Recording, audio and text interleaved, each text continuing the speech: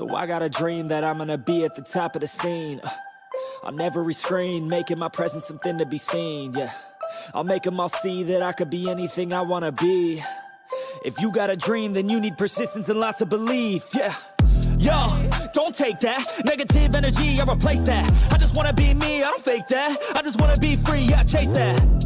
I got a new obsession, it's helping and teaching and giving everyone a lesson. It's living and winning and building something that's impressive. I don't wanna do the same thing, I wanna be progressive, so I'ma make a new me, a new beast, a true fiend. He's everything that he wants to be. Look in the mirror, what he wants to see is a dude looking back at me. I stay on track, yeah, track things. I'm setting goals, life hacking. I'm steady stacking. I see myself being happy. A better me with a strategy that I'm attacking. Wait to the test and you know I'll ace that. Hit me in the face and I'm hitting right back. I enjoy the chase so I'll stay on track, yeah. I enjoy the race so I'll make that bag. Got a lot of dreams that I'll make come true. Got a lot of things that I wanna do. Got a lot of goals that I wanna prove. And there's not a lot of time so I gotta make moves.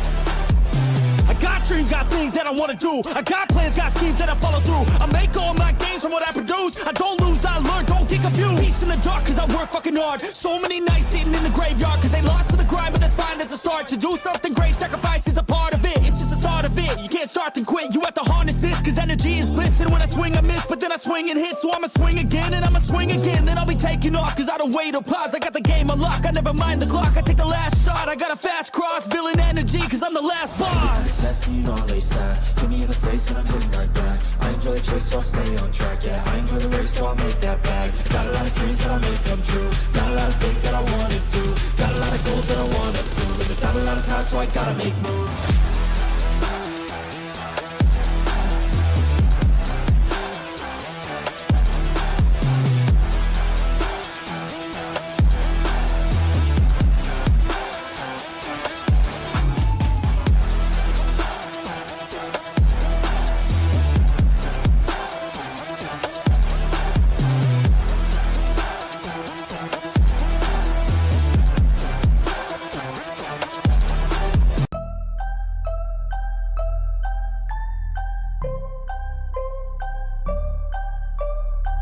So I got a dream that I'm gonna be at the top of the scene, on every screen, making my presence something to be seen, yeah. I'll make them all see that I could be anything I wanna be. If you got a dream, then you need persistence and lots of belief, yeah. Yo, don't take that negative energy, I replace that. I just wanna be me, I don't fake that. I just wanna be free, yeah, chase that. I got a new obsession, it's helping and teaching and giving everyone a lesson. It's living and winning and building something that's impressive. I don't wanna do the same thing, I wanna be progressive, so I'ma make a new me, a new beast, a true fiend. He's everything that he wants to be. Look in the mirror, what he wants to see is a dude looking back at me. I stay on track, yeah, track things. I'm setting goals, life hacking. I'm steady stacking. I see myself being happy. A better me with a strategy that I'm attacking. Wait to the test and you know I'll ace that. Hit me in the face and I'm hitting right back. I enjoy the chase so I'll stay on track, yeah. I enjoy the race so I'll make that bag. Got a lot of dreams that I'll make come true. Got a lot of things that I wanna do. Got a lot of goals that I wanna prove. And there's not a lot of time so I gotta make moves.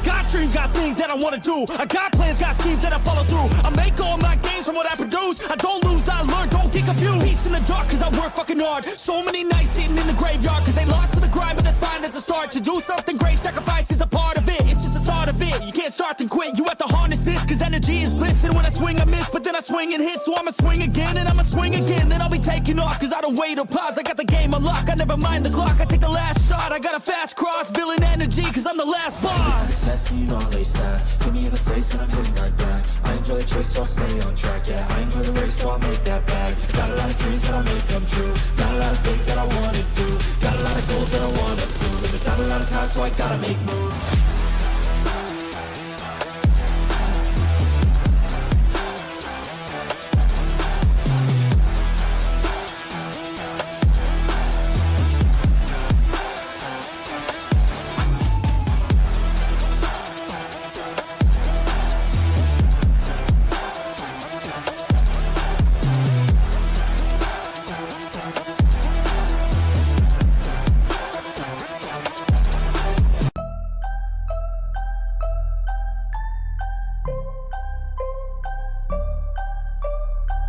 So I got a dream that I'm gonna be at the top of the scene.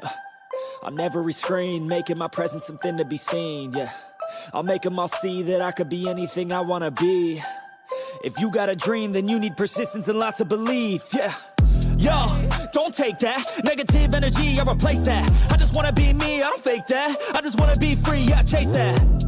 I got a new obsession, it's helping and teaching and giving everyone a lesson. It's living and winning and building something that's impressive. I don't wanna do the same thing, I wanna be progressive, So I'ma make a new me, a new beast, a true fiend. He's everything that he wants to be. Look in the mirror, what he wants to see. It's a dude looking back at me. I stay on track, yeah, track things. I'm setting goals, life hacking. I'm steady stacking. I see myself being happy. A better me with a strategy that I'm attacking. Through the test and you know I lace that. Hit me in the face and I'm hitting right back. I enjoy the chase, so I'll stay on track. Yeah, I enjoy the race, so I'll make that bag. Got a lot of dreams that I'll make come true. Got a lot of things that I wanna do. Got a lot of goals. Good evening, everyone, and welcome back to the Waylander Gaming Academy. This is the second weekend of, the Academy matches. So we are up and ready. Malawi fighters currently late. So here's your live name and shame. As you know, rules and regulations does stipulate 15 minutes before your match time starts. However, Pandora's Code Red was first to fill the lobby. They will get the first picks and the first bans. And ladies and gentlemen, as you can see, we do have the tournament lobby. So thank you to MSSA for the tournament lobby. Oh, and let me introduce you to my co-panelists tonight. It is Mr. O. Shroomsy. How are you doing, bro? I'm glad to be here as always. Looking for a few exciting matches coming up. And I mean, last week was both flip a coin, come and go. We had some dominating matches. There was also a few close calls, a few outstanding outplays, good team fights, a few maniacs. And one, of course, something we have to mention. Last week, the player of the week has to be Pete Pompies. Going on that 20-kill run with that Leslie. I mean, Leslie, far from a meta pick, but he played her beautifully. So I have to say, that's definitely the player of last week. But who will be the player of this week? That's something we have to see, of course. Indeed, so. Sorry, I'm just giving them the, final rules. It is... if they're not filled in by 5 minutes, we are going to kick them, boot them, and let's try again next match for them. We'll have to go on to the next match. We cannot be delayed, as our tournament lobby is only set for a certain time. At least 4 people in the lobby here, so it's slowly but surely getting there. But they don't have a lot of time left. But yeah, so I'm looking to see them fill up the spots so we can get them going as soon as possible. 100%.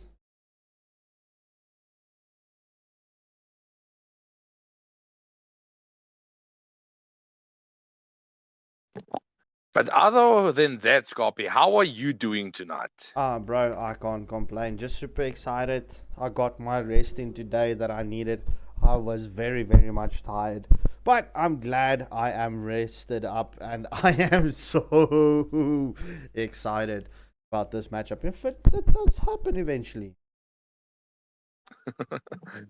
Yeah, I mean, after all, you need rest. Everyone needs to rest. You can't go just full steam all ahead for 3 weeks and not be burned out. So that the rest is, of course, something you definitely needed. I mean, last night after the evening, you were a bit burned out, I have to say. So I'm glad you got some sleep, got some rest and recovery, and ready to go for another action-packed evening. Bit bumpies, nonsense. Just rewind and you will hear that you received the Player of the Week last week. Well deserved, though. Well deserved. So yeah, so that's of course just a final few seconds here. So Malawi fighters definitely need to get their fifth man in as soon as possible. Otherwise, they are going to get the automatic match lost. All right, here we go. Full squad for Malawi fighters. Ready up and let's go.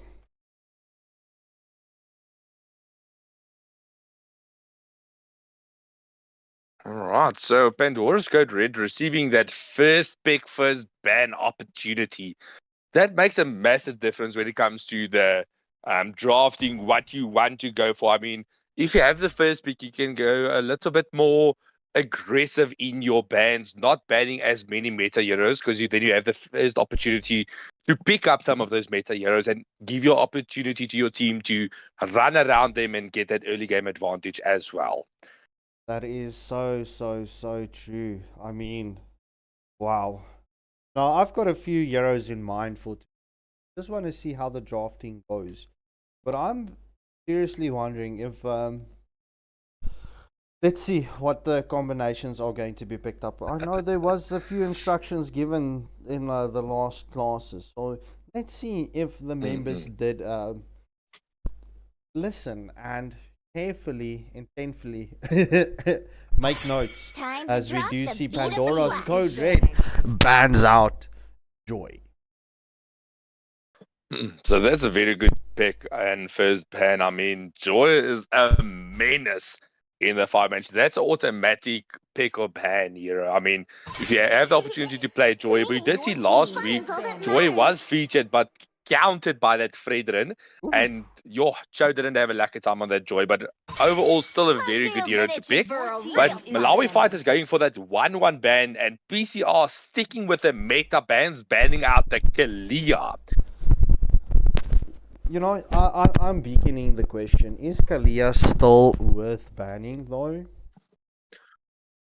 So it all depends on your team, what you can play against. So more players have learned how to counter Kalia, so she's not as a menace as she was in the previous early games of the release. But I still have to say, it's quite a meta hero. I mean, she's in the top 20 contention rates that you do, and even in the MPL pro scenes, you do see still a little fight going on about the Kalia. She has that tank frontline ability, healing, and of course still damage, pick off potential. That's everything you want in a frontliner. So I would say it's still a very, very good pick. Might not be ban or play, but it's something, if you can play a good, pick her up as soon as possible. And if your team can't play against her, rather ban it out. Be safe. Yeah, that is true. As we do see, Malawi's fighters did miss a ban. That's going to be devastating. I mean, you never want to miss a ban in a 5-man scene. No, definitely not, especially in a setup like this. Kiro taking his full 50 seconds to get a ban in for us. My. So I have to say, this is something I love about the tournament lobby, having that extra time to speak to your team about it, decide what is the ban's going to be, finalize that, and make sure you don't have any rush decisions. As you do see Celio getting banned out as the final phase 1 ban for the side of PCR. Your team is picking. Malawi fighters not waiting with that next ban, banning out the Hayabusa. So we jump into the first pick of the evening in the Academy series. What are you expecting, and what is your get? Never mind. T Merlin does pick up Lucas, Brawlzilla, and Merkin Brown skins with the response. I don't even want to guess. These names, bro. These names. But Luke is a very, very good early game pick for the side of PCR. They definitely need to, with Lucas being a very early game menace, they need to supplement that with a very good mid to late game hero. So they might need something like marksman, like a Moskov, something that can farm up, or even mid laner like Cecilion to counteract the ability, because at late game, at full items, Lucas does fall off a bit. But we do see Cosmo picking up that Veil and Murican going for that Sun. team is What's the picking. last time you've seen Sun picked up? Actually, in the course of the week, to be honest, Sun being a very good split pusher. I mean, yeah, Sun, he can be a pest himself. The Monkey King. But Grip Reaper at 18 does pick up Camilla, and Kuru does pick up Sicilian for the side of Pandora's Code Red. At this point of stage, I have to say Pandora's Code Red has got a very beautiful draft in this first phase. Definitely. They have a lot of team fight potential if that Camilla can get that Cursed Blood landed. They have a lot of defense ability, early game advantage with that Lucas, late game with the Sicilian, and overall a very good thing. So this might be comes down to the XP lane. They need something they can follow up with the Camilla. A very, very good pick would be the Phoveus. He does win the match against the Sun, but also goes well with the Camilla. But nonetheless, Malawi Fighters final phase 1 picking up the Mia, another late game hero that does not see the light of day as much, along with the Sun. So that's 2 Inspire heroes for the side of Malawi Fighters as they head into the second phase of the banning. Yeah, the Granger and Alpha got removed from the second phase ban. Brawlzilla with the final ban for the side of Malawi Fighters up against Pandora's Code Red. Ladies and gentlemen, this is the first match, as I did mention. Pandora's Code Red being in the blue corner and the Malawi Fighters in the red corner. I'm so excited to play with the cameras.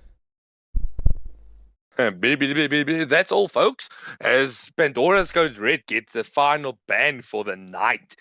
Oh, for the first match, I mean, they are featuring in the second match as well. I would like to see a roam ban coming here from PCR. They need to get that advantage in the team fight, because currently Malawi Fighters doesn't have a lot of team fight potential, rather split pushing, lane pushing, but it's something you can lock down if you get the correct roam ban coming out now. I am more Your than team a is weapon. picking. Deciding on the Julian ban. Julian is a good ban. I mean, Julian is very difficult to counter. You can't really counter Julian because he's got the different combinations. He's got the chain hook, he's got the sword link, and as well as the scythe throw. So it's very difficult to counter Julian. So I'm very interested to see what King Crimson is going to bring us up, feature in the next pick. That's the first pick of the second phase in the drafting phase of the first match. Let's go. Gone. But yeah, this is King Crimson picking up the Nolan. Nolan, a very, very good hero. A bit underrated at this stage because there's a lot of burst potential in the current meta, but still a good hero overall if used correctly. But Cyber showing us the Melissa. So Melissa, a very, very good pick against this current lineup with that ult, the go away, having the ability to keep herself safe with the amount of dark potential coming out from the side of Malawi Fighters. And also Blitz showing us the Gatto. So that's another good follow-up with the Camilla ult, because Cursed Blood into the Avatar of Guardian. That's instant CC, mass damage, and then you just need a few skills just to finish it off. That is true. Author Blitz currently showing us Khalid.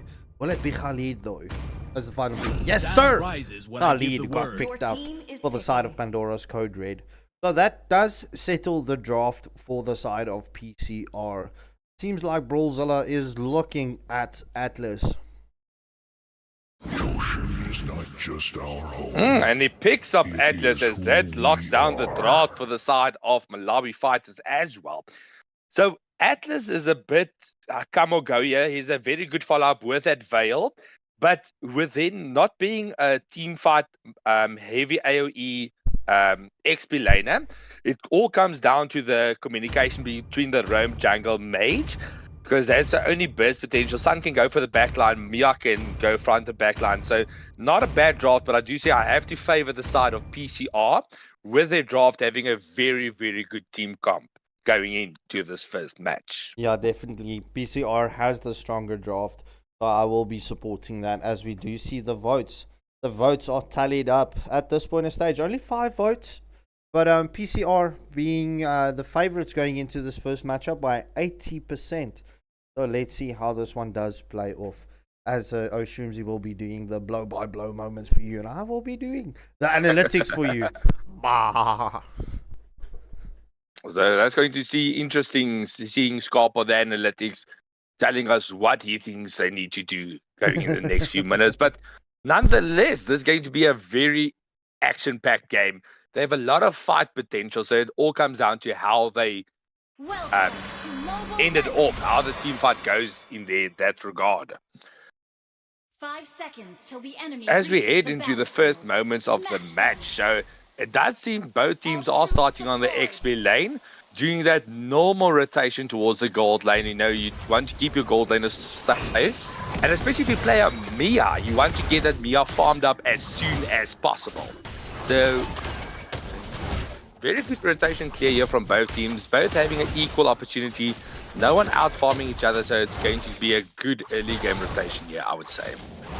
That is true. We do see Lucas not opting for the litho, just trying to get that pressure on the opposite side of the jungle, that counter jungling that we were talking about.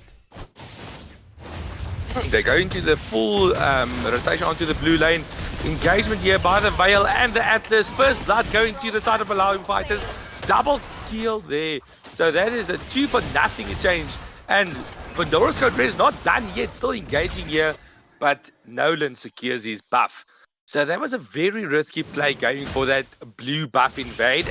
As you know, you would rather stick to the small creep, get the invade there and rather play safe, not forcing that early game fight. But Malawi fighters definitely capitalize on that moment as Sabe is in a lot of trouble here. Nolan here with the fracture and survives. So that's a one-shot on the Nolan, and Sabe also survives. Well played there from the marksman of PCR.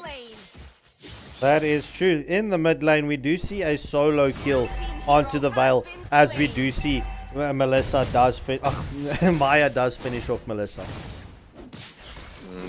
So another thing about the gold lane is I would rather say you don't want to lose farm, but don't go out of your tower if you are so low and decide to stay safe. Don't give up the lane, but don't overcommit if you are low health. But the first turtle of the match has spawned up.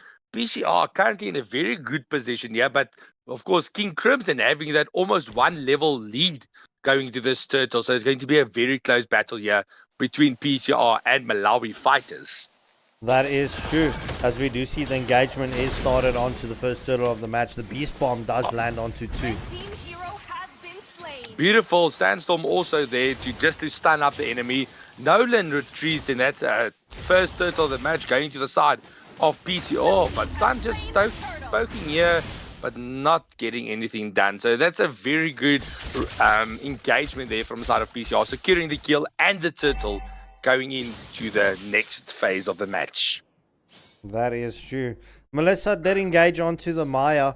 Unfortunately, the Maya didn't know what was cooking, as we do see Grip Reaper and Kiro in the bot lane. So at the 3-minute mark, we do see both the team's gold leaders well, there's no gold lead, it's fairly even, and Malawi fighters having a 1-kill advantage. Cyber in a lot of danger here. King Crimson in position now. Mia's low. He goes in. Cyber does pop the ultimate. King Crimson getting melted by the Melissa. Cyber will get caught in that Veil ult. And that's another kill for the side of Malawi fighters. But PCR has other positions here. Khalid in position, goes on to the Nolan and gets that kill onto the Nolan with his first kill. So good engagement overall. Losing the marksman, but getting the jungle in response. Yeah, that is true. I mean, both teams a bit slow with their rotations at this point of time in this match. But hey, look, maybe they're still warming up their fingers. Who knows? But it's all going to come down to wave management into this next 30 seconds before the second turtle of this match does spawn up. Vale with his twister, right? His ult does beacon for a lot of problems, as we do see the engagement onto Maya. Sicilian with a sanguine claws does stun up and finish off Maya. Engagement onto that Nolan on the red buff. Nolan just gets back and they go. So that's already the Khalid's ultimate already committed. Atlas with a fatal link onto one. Fracture comes out from the Nolan, but not taking down that Sun. Sun into the back line, but they continue engagement. Vale's ultimate onto 3. Get them low. That's 1 kill, 1-for-1 exchange currently.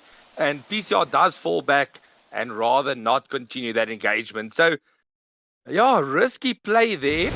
I would currently like to see Brozilla just focus a bit more on vision and rotating with the team so you can get that massive sets on that can change the game as we know it.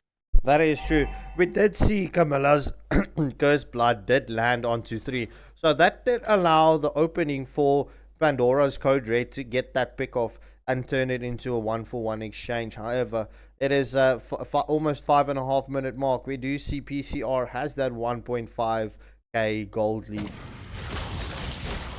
Guatemala and Sicilian here onto that Nolan. Fracture committed, but they do fall back. Flicker from the Khalid. Sandstorm onto nothing as they do fall back. So PCR definitely have the ability. Oh, Mia almost getting melted out by the Melissa. Go away committed. Ult from that Vale and Fighter Links caught the Melissa, but was not committed and rather just stands there like a statue.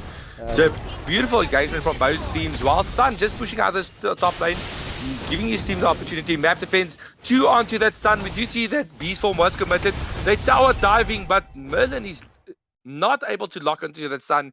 So that's a successful push and defense from the top lane of Mlbb fighters. That is true. Melissa picking up that tier 1 turret in response in the bot lane. Maya is not having a very good time against the Melissa in the bot lane, if I'm being honest, as we do see the engagement onto Sun, and finally Pandora's Code Red does catch Sun. Good engagement here.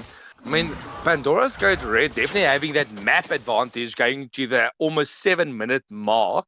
So they definitely need to capitalize on this, giving the Melissa the ability to farm, push turrets, rotate. Sandstorm onto that Melissa does not land, so that's a Vale ultimate committed.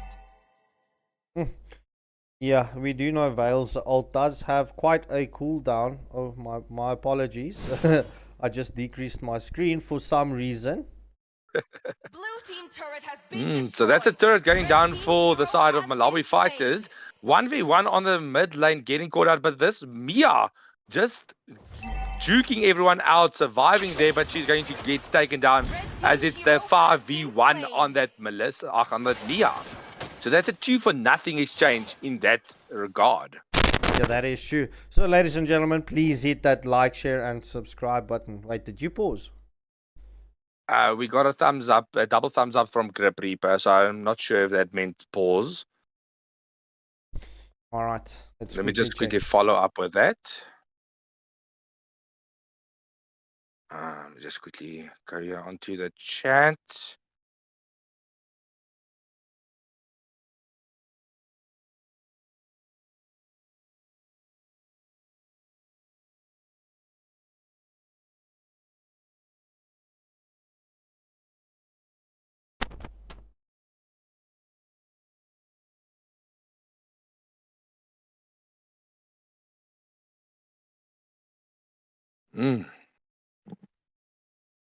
So as you know, with this being the case, a thumbs up does mean a pause request from the team, as each team has a 3-minute pause request here, and already the first minute has gone by. Did we see maybe a lag out or anything? Okay, yeah, so Cyber did need a pause there. So as we see, there's still a few minutes left just to get their team ready and get everything sorted with that. So overall, 7.5 minutes down, we do see a 3-kill advantage to the side of PCR, as well as a 2.4k gold lead. So definitely using that early game advantage they have with that Lucas, and then they can get that Sicilian online to dominate the late game. So overall, good rotations from both teams, but we need Mlbb fighters to start sticking together in a team fight. They are a lot spread out a lot, and that's currently what is costing them the kills in this regard. That is true. I mean, both teams has very nice set potentials here. Camilla just needs to wait and hold on with her cursed blood and not just cast it onto one. I mean, she needs to try and get at least, at a minimum, 2 caught up in that cursed blood. Yeah, minimum of 2, but the ideal would be at least 3 people. But if you can get the Sun's clones, I mean, they also link in Camilla's cursed blood. So that is also a devastating impact it has on there with the burst potential coming out from the side of PCR in that regard. That is true. Mads in the chat. Welcome to the stream, Mads. It's always a pleasure to have you here. I wonder what the ruckus you're going to cause up in the chat now. Mads is always an angel in chat. She never does anything we don't condone or anything like that. She's always a good example of what you want in a community leader. Hats off. All right, so here is the last 5 points. seconds. We will be jumping in, and thank you for that brownie points. Let's see what Mads' reaction is. People are currently pushing out this mid lane, trying to force that map presence. So that's all tier 1 turrets down for the side of PCR, definitely giving them the map advantage, heading into the final third of the match. Will they take it or will they leave it to roll over towards the Lord? That is the question. Well, as we do see the Tweedle Doll from Melissa coming in, very vital at this point of stage. Blue team has slain the turtle. A good engagement. We see the Atlas here. We do see the Khalid onto 2. Then that is a double kill for the side of PCR. So good engagement. Lucas commits the beast form just to get a quick jungle clear as they move into the rotation, the push onto here. Melissa quite in a bit of danger with the Veil. We do see the fracture from the Nolan as well as Veil's ultimate.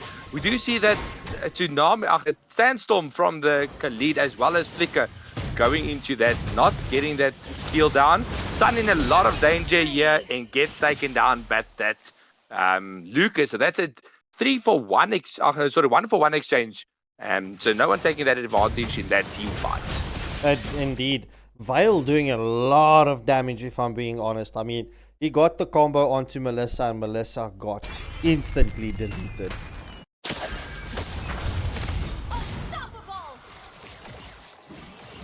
As Mad said, that is brownie points. Awesome. I'm glad I scored you some brownie points there, Scarp. Much appreciated. But yeah, Malawi Fighter is having a good combination here between that Veil and the Nolan. But we definitely need to see Sun split push a bit more. He's stuck into that top lane, not rotating, not swapping out with that Mia, because we know Melissa's already on the top. So Sun against the Melissa is not going to work as well. So they definitely need to maybe get a lane swap there or even start rotating as a 5-man in this regard. That is true. So just before the 10-minute mark, we do see PCR does have that 6 kills advantage, as well as a almost 5k gold lead. PCR looking to engage here. Rhetoric goes out, and that's a stolen blue buff for the side of PCR. Well played there. As the first lord of this match has spawned up, PCR in a very strong position to take this first lord of the match. Why is everyone rotating for the minions? I mean, you could multitask there. So that's in the Melissa to keep the top lane to stop Sun from counter pushing, but they need to start out this team fight, get a pick off, or maybe even go for the Lord. They're already in position. Malawi fighters are nowhere to be found around the Lord, so this might be an uncontested Lord here if they do it correctly. That is true. We will see that zoning coming in from the Camilla as well as Khalid.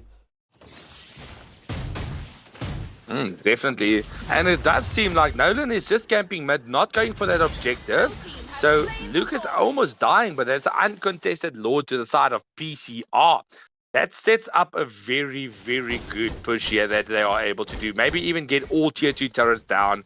And Melissa just keeping the Sun in check here with the Tweedledall onto Sun. He commits the ultimate clones, and Nolan also, yeah, just hiding in the bush. But Camilla, Cecilian sensing the danger, rotating, and Nolan might just be in a tough situation here, but Dashes just keeps him safe.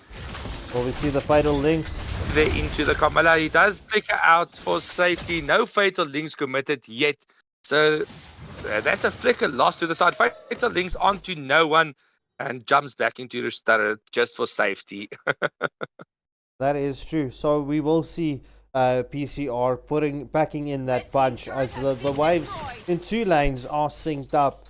As we do see 2 tier 2 towers gets taken down. The sandstorm from Khalid is in. Cecilian gets the kill onto Nolan. Vale with a response. Cecilian picking up a double kill, triple kill. Will we see a Maniac coming in here?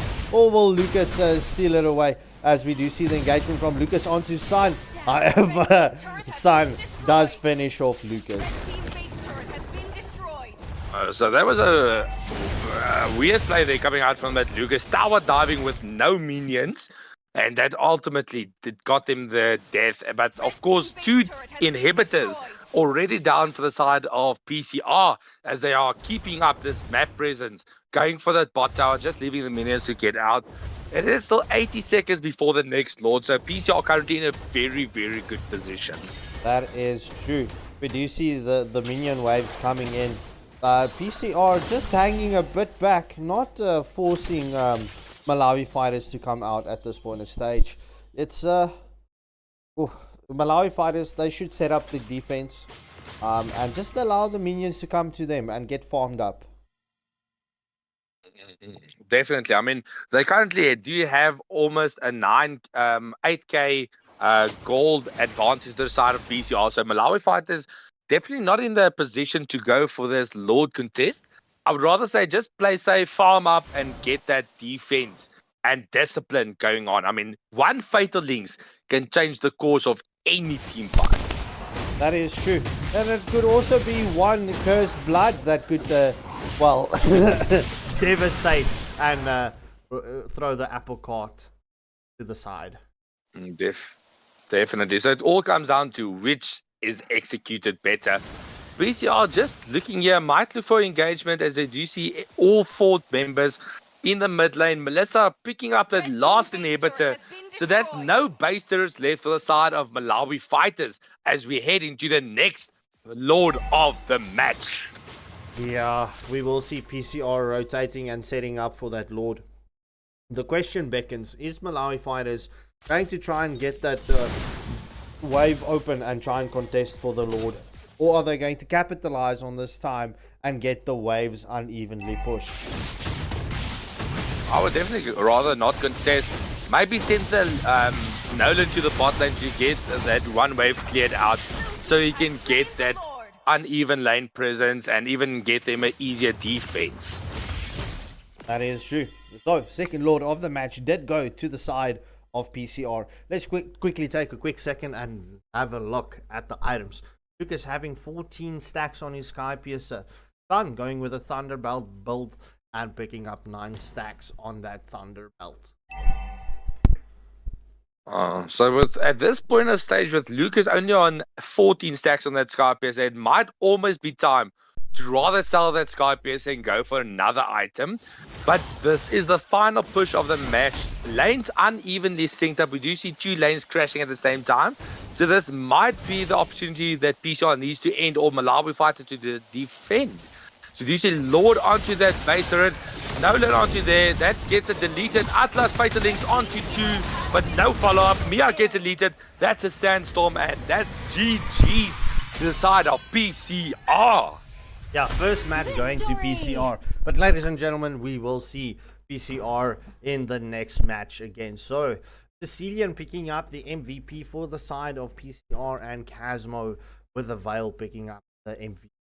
Side of Malawi fighters. However, that was not enough for Malawi fighters to get it through. So let me quickly get the poll up for the next match, and Oshrimzi will take us through, well, his personality. I mean, if you're not here for action, at least you have my personality, my beautiful voice that you can listen to. So that's at least something I have to say. I mean, you can't be all sad. Oh. But overall, first match of the week, we did see PCR having a dominating performance here against Mlbb fighters. But the question beckons, is this going to set up a good prologue to what's to come? Will they continue this dominating performance into the second match against Nonagon Alliance? Or will we see Nonagon Alliance clutch up and take Pandora's winning streak for the evening away? That's the question. So let me tell you this, right? That brownie points that scored that you gained for me just brought me a scone.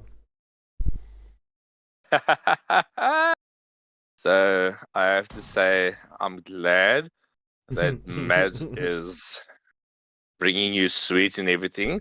And Jellic is currently warming up here. So this is, of course, a warm up to Immortal Order playing later on this evening. And I'm interested to see how the team will do. But I'm getting ahead of myself. Currently, we are in the lobby with Pandora's Code Red against Nonagon Alliance. So Pandora's Code Red in the lobby first, of course, by default. So they do get the first bans, or will we maybe give Alliance the first ban? No, I'm trolling. But anyway, so this sets up the next match very, very well. And we did see both of these teams had a very good match last week. So I'm looking to see them listening to the class they had on Tuesday and Thursday and implementing that strategy into their games tonight. Indeed so. I'm just quickly going to step away and get some water. I finished my full No draft stress, brother.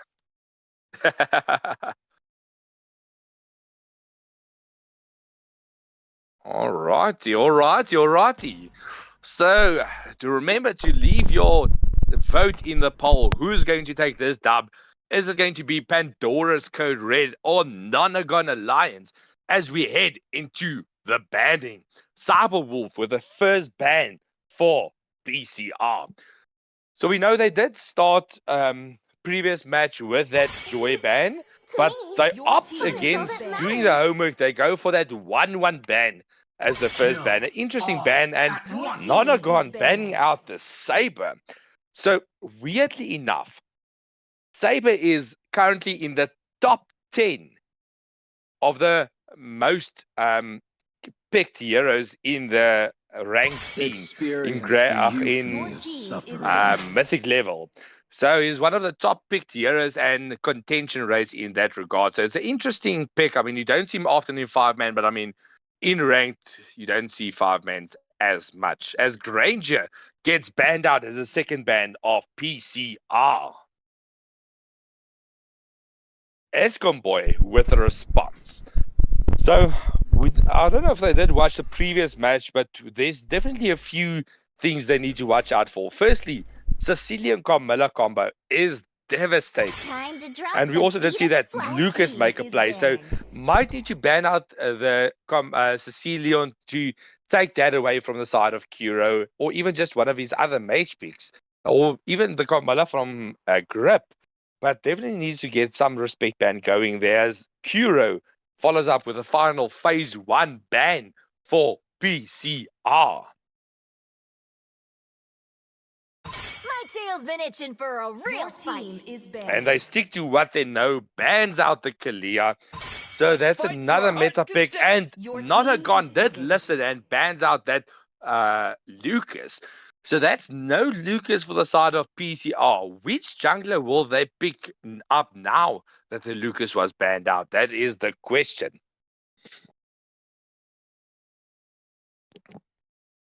But overall, I have to say, good bans overall from both teams. Definitely doing some of their homework or even just sticking with what they can't play against, which is a very good strategy when it comes to the banning phase. But now for the first pick, It's going to be, they have no Lucas to pick up, so we might see a Sicilian swap here. But Grip goes for that Carmilla. So this means definitely Nonagon needs to pick up that Sicilian. Otherwise, Kiro just is going to pick up again. We know the Camilla and the Sicilian combo is a very good combo, with him having that extra ability of the Moonlight Waltz, as Storm Gaming picks up the Get to Catcher. Get you into the mix, and is Boy that allowed Alvin to get his power back last week. Stoned Alone picks up Glue. We are Glue. We are Mischief. So Glue a very good pick, but I mean overall Vex and Faramir is still open. So will Kiro stick with a combination of the Camilla, Sicilian, or will they go for that counter pick? Farame is having the ability to sustain his team in Gatto's ult, and one-shotting that Glue is a very good hero to have. But they opt out not going for the counter pick, rather stick with what they know worked in the first game, going for that Sicilian and Cyber, knowing two tanky heroes is there, picks up the carry. The carrier is a very good pick, especially with two tanky heroes being picked up. However, now this, if you're looking at this point of stage, Boy going mage this time around. Will it be the Zushin though? Zushin wouldn't be a bad pick. Yeah, it wouldn't be a bad pick, but I would not opt for the Zushin in this regard. I mean, they have a lot of mobility. The only one you can get is the Carmilla, so you don't have any info on the hero. I mean, overall it's a good pick to have, but it needs the correct follow-up because she doesn't have a lot of damage. But opt to go for the Zushin, not a bad pick, but will we see a counter coming on here on the jungle? Because as you know, you just need to burst up like a Hayabusa just to lock down that Zushin in that regard. Oh, as we do see, Suyu is the first ban in the phase 2 banning phase. Well, it's the second matchup. It's Pandora's Code Red up against Nonagon Alliance. Very, very good ban. I mean, Suyu is a very good hero to pick up overall, and Team Merlin with the first phase 2 ban, banning out the Hayabusa. Hayabusa would have been a very good pick to have in their side, but they opt not to go for this. But this is very weird. Nonagon Alliance made a mistake banning out the Faza when PCR already has a mage. Was that a mistake, or did they just forget about the Sicilian? I don't think they were concentrating when going for the ban there. But maybe they think that no, it won't even work. But hey, look. Faza Jungle? Faza Jungle. I did experience that. I've experienced that. You lost against the Faza Jungle, if I remember correctly. Yes, I did, because there was a Johnson Odette combo as well into that mix. So a lot of onslaught. You lost against the Faza Jungle. Let's bring the focus to the Johnson Odette combo in that matchup as well. But PCR sticking with what they know, banning out that Irithel. Wesley picking up the Poopal. Will that be Poopal on Goldlane, or will they put him into the jungle? He's going to have a tough time against the carry. But if he gets that lockdown onto the Sicilian, that might just be what they need. But they definitely need a high mobility hero. They're currently lacking a lot of mobility as well as backline dive in that regard. But Team Millen and Author Blitz with the next picks to the side of PCR. That is true, as we do see Author Blitz is currently showing us Batang. Oh, not Author Blitz currently trolling us. Ladies and gentlemen, please hit that like, share, and subscribe button. There's 13 viewers, but only 3 likes. Oh, Shroomsy, you know what that means. Oh, what's going on here? Your team is picking. Oh, this is going to be a very, very good pick. I mean, we did see that Badang coming out on the XP lane and T Millen opting for that X-Borg. So very, very good picks overall for the side of PCR. Having a lot of potential in team fights with the setup of that Kamala into that first crack. as we do see Dark System currently hovering over the Julian. So Julian is going to be an interesting pick here. I would opt to go for a physical It is better to be jungler, feared than loved. but now they go for the if you Aemon. So cannot currently the both. only physical damage in the side of Nonagon is that football. So if you build double magic defense, you are set. You most probably won't die as the Roma or XP laner. So definitely need to watch out for too much damage in that regard. That is true, as we do see Pandora's Esports in the chat. Sometimes I even amaze myself. Stop spamming symbols. Pandora's Esports, don't worry, Nightbot is harmless. So enjoy Nightbot whilst he is still online. So, ladies and gentlemen, let me quickly run through the rest of the evening schedule. Up next, we've got match 3. It's Nonagon Alliance versus Immortal Order. Fourth match will be Alchemy X and Eschaton Tsunara. That's going to be a very, very good match. I'm very excited to see how that one does play out. Match 5 is Alchemy X versus Malawi Fighters. And we will be closing off the evening with Eschaton Tsunara up against Immortal Order. So there's definitely an action-packed evening with a lot of good games, good lineups coming out in the future. But let's not get ahead of ourselves. We're currently here to watch PCR and Nonagon. Will PCR keep the win streak of the evening, or will Nonagon dethrone them and take the dub? That is a very good question. As I'm currently playing around with the camera angles here, we do see Armon onto his blue buff, and as well as Expo. So this is a opposite end rotation coming out from Nonagon, and they were rather opting to go for that engagement on the XP lane, or maybe even the mid lane. Exborg in a weird position here, slow clearing his farm, rather going for that litho, while Camilla is there on the creep, just doing a lot of damage. So currently a very split rotation here coming out from PCR, as they did get that litho, but at what cost? So this might give Nonagon the opportunity to get a faster clear here and get that early game advantage. Yeah, what I'm seeing now, right, is the Zushin onto the Exborg. Exborg is not going to have a very fun time. I mean, how many times did Zushin delay Exborg from completing his rotation? So that's definitely a small mistake that was made from the Exborg, not committing to the rotation, rather just hang around the mid lane waiting for that litho. But the Zushin and combo of the glue doing a lot of damage to just irritate the enemy of the PCR, but not doing any full committed rotation. Do you see everyone here onto that Pupil? Pupil commits a flicker, gets back to safety. So that's a failed gank coming out from PCR. Unfortunately, but we do see Armon just currently hovering in the jungle. Okay, no, he doesn't opt to go for that. So, first turtle of the match has spawned up. Who's going to be the faster rotation to the turtle? The Zushin just irritating this Exborg, not allowing him to go for that jungle clear setup for that turtle advantage. So this gives Armon the ability to clear his buff and still get into position for this turtle.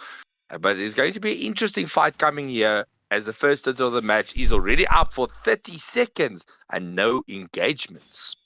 Yeah, we do see Gargacha into the mixture as well. We will see the set plays coming in here as Exborg does start the first turtle of the match. This is going to come down to a retry battle. We do see Zushin here. Shots from Aemon. Avatar got in onto that Badang, but they continue the engagement. Blue into the mix. We do see that Exborg lost Insanity committed, but Blue doing a lot of damage onto Kiro. One shot there and gets him down. So Badang commits a fist crack with no wall as well. So that's a 1-for-0 exchange. And the turtle going to the side of Nonagon Alliance. Yeah, that is true. Zushin, we actually missed this entire Zushin setup. I mean, that Butterfly of Lantern pulling Badang closer to her, getting the stun ups, not allowing Badang to get the team fight set up, as we do see Armon does take down Badang. Caster's Curse. I have to say that Ayman doing a very good early game here, getting all his jungle clear, as well as doing the correct invades and stealing the turtle. So GG's to the jungle of Nonagon Alliance. Well, look, if we're looking at Armon, right, I'm not a big fan of him in this current meta. I mean, because Armon is like Gusion. If you don't get an early game advantage, it's going to be a difficult match for you, to be honest. But hey, look, I'm not dissing the pick. I'm just saying it's some info. Unconventional. Yeah, so, but of course, I do have to say, Nonagon doing a very good job here of just zoning everyone, giving that Ayman the ability just to farm up. We do see Rhetoric is here. The glue is almost taken down. First crack onto that Zushan. Butterfly Lantern. Avatar of God onto 3. Last Insanity committed. Not doing a lot of damage, but now Ayman is here. He's into the mix. Shards onto that Carmilla, and she gets taken down. So that's another one for one exchange coming to the side of Nonagon, as the next turtle is up. Yeah, we do see Nonagon Alliance does start the second turtle of the match. It seems like they will be able to get this turtle uncontested. Red team has slain the turtle. Pupil onto carry. Will carry get taken down here? Oh, quarter health left for the carry. Good engagement overall, good engagement I have to say. But Pupil having a good lane presence here in the gold lane, not getting zoned out by the carry and doing a good job here, while Ayman just farms up. Ayman already level 10 almost, and having a good gold advantage towards the other jungler as well. Yeah, that is true, as we do see Nonagon is currently waiting for PCR to, well, stick out their heads at this point of stage. Oh, as we do see, Xborg is being CC'd up by the Zushan once more. Cursed of Blood onto 3. Last Insanity committed. Zoo has his split onto Xborg. That's taken down. Shards completes the kill. And that's Xborg down for the count. But they're not done yet. We do see that Vengeance committed from the carry. Pupol onto that carry. Carry gets taken down. And that's another kill from the side of Nonagon. Pandora's Esports shouting out there, "Come on, PCR, wake up!" So currently Nonagon here, almost full fireman in the bot lane, want to give this Pupil the opportunity to push out this turret and get that lane advantage. So overall, good rotations here. PCR currently having Nonagon having almost a 5k gold lead in this regard. Yeah, with the 4 kill advantage, I mean, it is now 5k as Pupil does take that turret. Good. And we do see a rotation onto the XP lane. Ayman just stealing as many jungle creeps as he can.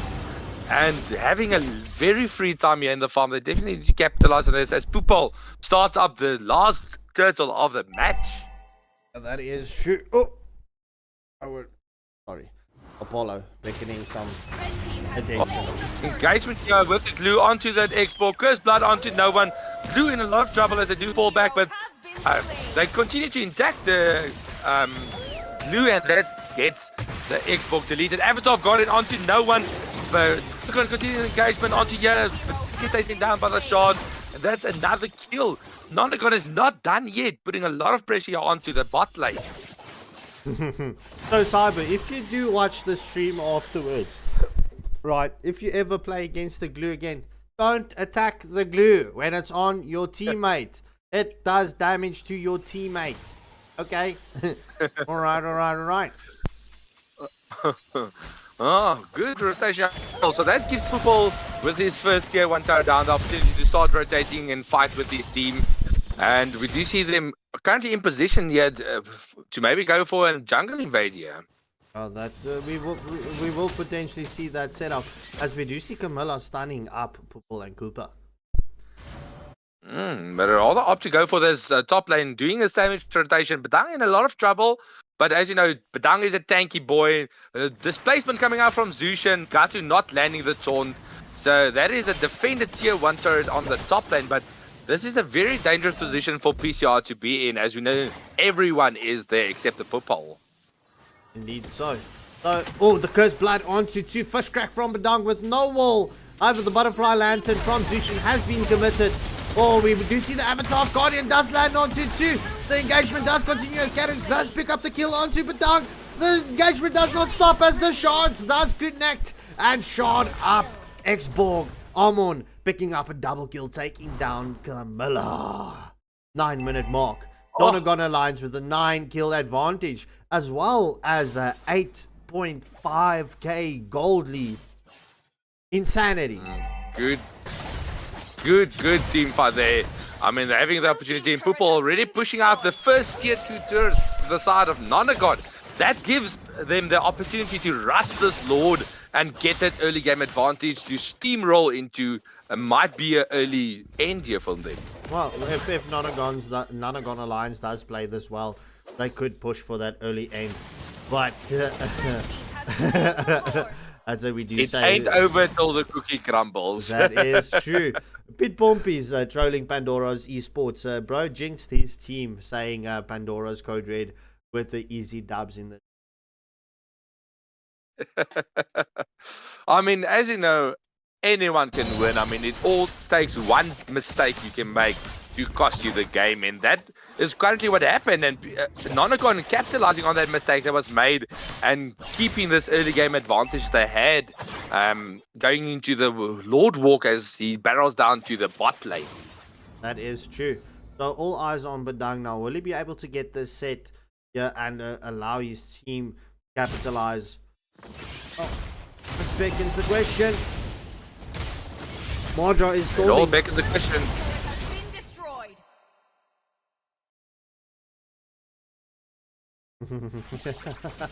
Alright, Mardra power walking in the bot lane, currently held up by a minion wave. However, we do see Glue with a split onto Camilla. Will we see the set coming in here? Oh, Badang with the first crack onto no one. Shards in onto Badang. However, Nonagon Alliance already, they are going for that tier 3 turret. The Lord does do some damage. Lost Insanity is committed from X-Borg, but no follow-up from the side of PCR onto Nonagon Alliance. Zushin just pretty much maintaining PCR and keeping them at bay. Beautiful job. I would like to see this Badang just waiting a bit, because he's committing his ultimate a lot of times without a wall, and that does give Nonagon the ability to re-engage and get that advantage in the team fighters. We did see the avatar of guarding onto 4 people and just zoning everyone away while they get that kill. So good jobs there to Nonagon in that team fight. Yeah, so just before the 12-minute mark, Nonagon Alliance having a 11k gold lead, as well as picking up another tier 2 turret in the top lane, having a 10 kill advantage as well. And with this minion wave being as is, they might be able to push out this tier 2 turret in the mid lane as well. As you know, Pupil is a sniper, can just throw Coop on a turret, then flicker out there, just gets him back to safety as he was dragged out by that Sanguine Claws. But look at Amon, he's pushing that tier 3 turret. Oh, so close on catching that tier 3 turret. Avatar of Guardian does land onto 4 from Garagacha. No taunt up. Oh, the first crack coming in from Badang. Once more with no wall. That is another tier 2 turret taken down. X-Borg with his, flamethrower onto, 1. But Storm Gaming being able to escape the clutches of X-Borg's flamethrower. With this next Lord of the match being up in the next few seconds, we did see Eamon trying to get the shot on. We do see the flicker wall coming out from Badang, but with no ultimate in his pocket, he gets taken down. Eamon very low and gets taken out, but the Sicilian snipe. Beautiful engagement here in that regard. So this might be another successful defense coming out from PCR. Yeah, well, that Bat's piece coming in clutch onto Amon. However, Camilla with the cursed blood onto Pupil and Cooper. Oh, the displacement. The avatar of Guardian does land onto 1. X-Borg with the last insanity onto Pupil and Cooper. Does get that hunt down. However, Glue is onto X-Borg. Zushin coming in here with the displacement on the Lantern. Oh! Finishing up as the Sky Piercer procs on X-Borg. Beautiful, beautiful. But this is interesting. I'm seeing X-Borg going for a full damage build, going for Axe, Blades of Despair, now going for that Queen's Wand, the Ice Queen's Wand. So interesting build. Will it work out for them, or will? Yeah, you do need some defense on the X-Borg. Oh, the Bats Freeze from Sicilian coming in. Did land that Sanguine Claws onto the glue. However, Badang gets the wall, but no one in it. Fast Fingers coming in. Oh, the shards. However, the Avatar of Guardian does miss. Oh, Almond does get the retry onto Marja, but Escom Boy picking up a mega kill. That's a 2-for-0 exchange in favor of Nonagon Alliance. So this was an interesting engagement. I mean, you don't have the retry up. Merlin was still dead at bay, and then it's not a good idea to try to steal the Lord without the retry. I mean, if you can get maybe the Delacord out, that can work. But Eamon was playing quite safe, getting to safety while he know he can clutch that retry against PCR. That is true. I mean, look. Safer plays, picking up that double D mentality, the discipline and defense when it comes to you not having your jungle or the retry for the Lord. I mean, that does put your team at a delay. And I mean, that did get 2 kills. Oh, Avatar of Guardian onto Camilla. Poopel and Cooper onto X-Borg. X-Borg losing his Viraga armor. The Fist Crack finally with the wall does get the pick off. That's a double kill for the Badang coming in here. Oh, but Carry comes in and does the damage. Sicilian as well. At this point in stage, it's a 4-for-0 exchange for PCR. What a defense. They should definitely get this advantage they have to take out a few turrets in the mid lane to keep that advantage. But no minions being here does make it quite difficult in that regard. That is but true. Beautiful engagement overall. That's a 4-for-0 exchange on that defense, having the clutch, discipline, and going for that defense. So GG's to Pandora's Code Red. Pandora's esports saying W comeback. Oh yes, W comeback. But that's 2 tier 3 turrets that was lost in the process. So Nonagon Alliance, if they play this right, and if they do get their wave management linked up and synced up, they could definitely put the pressure onto PCR here. In that regard, PCR does have an opportunity if they can get another Badang landing his first crack onto a wall. That is the game changer that they had in that team fight. Badang taking a lot of heat tonight. Author Blitz, you should have sticked with your Lucas. I think Author went for that Khalid, but all the same. So I'm also saying, because we know that Badang is a make or break player. He can change the course of a team fight, being a very good hero pick. But yeah, I mean, Author plays a very good Badang overall, but just missing the skills tonight. Next Lord up in 8 seconds, as we do see Nonagon marching down to this Lord to go for that objective. But Eamon is looking for the pick-off. Is he going to get it? No, PCR is sticking to the 5-man structure. I mean, they do have that advantage in the fight if they can get a lockdown onto that Pupil or even the Eamon. They have the ability to get him stunned up, get that damage with the Cursed Blood, with the Last Insanity. A lot of damage being at their disposal, but Nonagon just playing safe. We do see 5 different boosters getting camped out. So if they step out, they will be taken down. So this is a very good camp here. Will it pay off, or will they get caught out? Well, look, this is beautiful positioning coming in from Nonagon Alliance. But you need to see your Roma going in to those channels in the jungle to just try and bait people out. Because, I mean, if you don't bait and if you don't zone, I mean, you're just pretty much wasting time and allowing PCR to get the waves pushed out. So Carry. This is the uncontested Lord coming from a side of Nonagon. So PCR rather opting not to get any deaths onto that Lord, and rather going for another clutch defense, as they know they are able to do that. That is true. I mean, look. This is a difficult one for PCR to get out, but if they can get another clutch defense like they did, I mean, if this Mr. here on the live screen now can land his wall with the first crack, that will set up PCR to get the pressure off of them. Definitely. The wave's currently a bit unsynced. So this is an easier defense for PCR to have in that regard, as we do see 5 of Nonagon here in the top lane, just waiting for that engagement. But PCR is also ready, Badang ready in the back line to flicker out of nowhere, get that first crack, get the team fight going. So that's another easy defense for PCR. That is true. Nonagon not capitalizing on this Lord. I mean, not setting up the team fights, not getting the displacement. Oh, that Sanguine Claws just misses. Barely misses.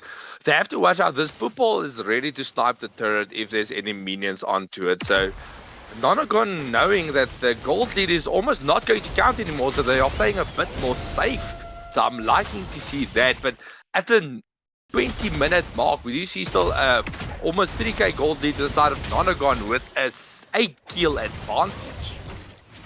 That is true, but this is also the point of stage in the match where you should be selling your boots and picking up immortality, or selling out an item that you don't have, because I mean, it is time for immortality, as we do see it's only Gatto and Xbox that's got the immortality in the lineup.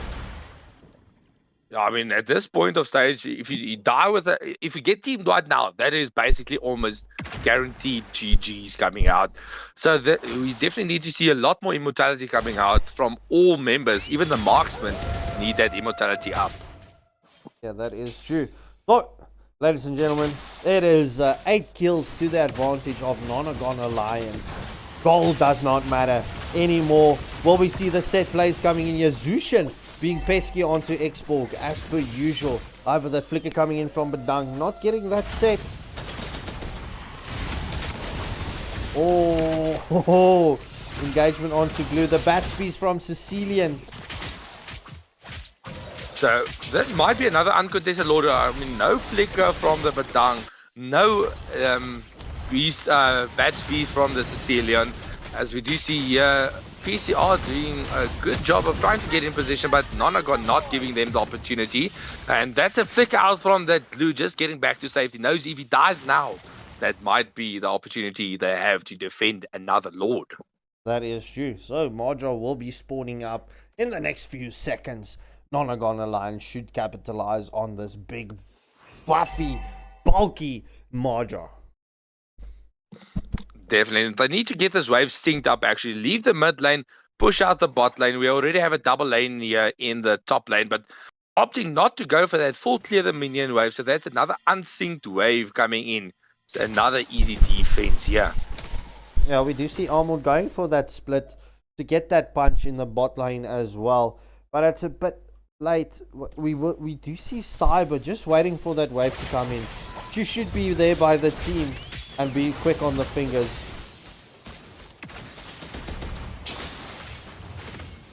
As we do see them just trying to get this mid lane turret getting taken down. Another flick out on the purple, getting back to safety. The Madra just currently alone in the top lane. Nonagon not capitalizing on another Lord pusher. That's another wasted Lord in this regard.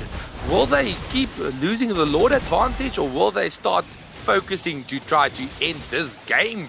Or will PCR have another clutch defense? Yeah, they're pretty much just waiting for a setup from both teams. I mean, stop focusing the tier 3 turret. Go into the Nexus and hard focus. Get those setups and go for it. You've got the frontliners. You've got the damage dealers.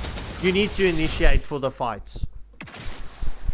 It seems like both teams at this point is scared of making a mistake.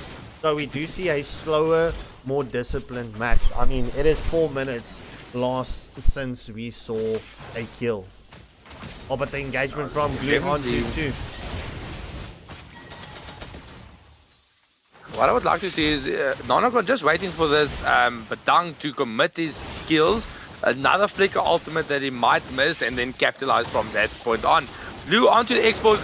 Avatar got it, not landing. Shots onto Cyber, gets it down low. Curse Blood onto 3.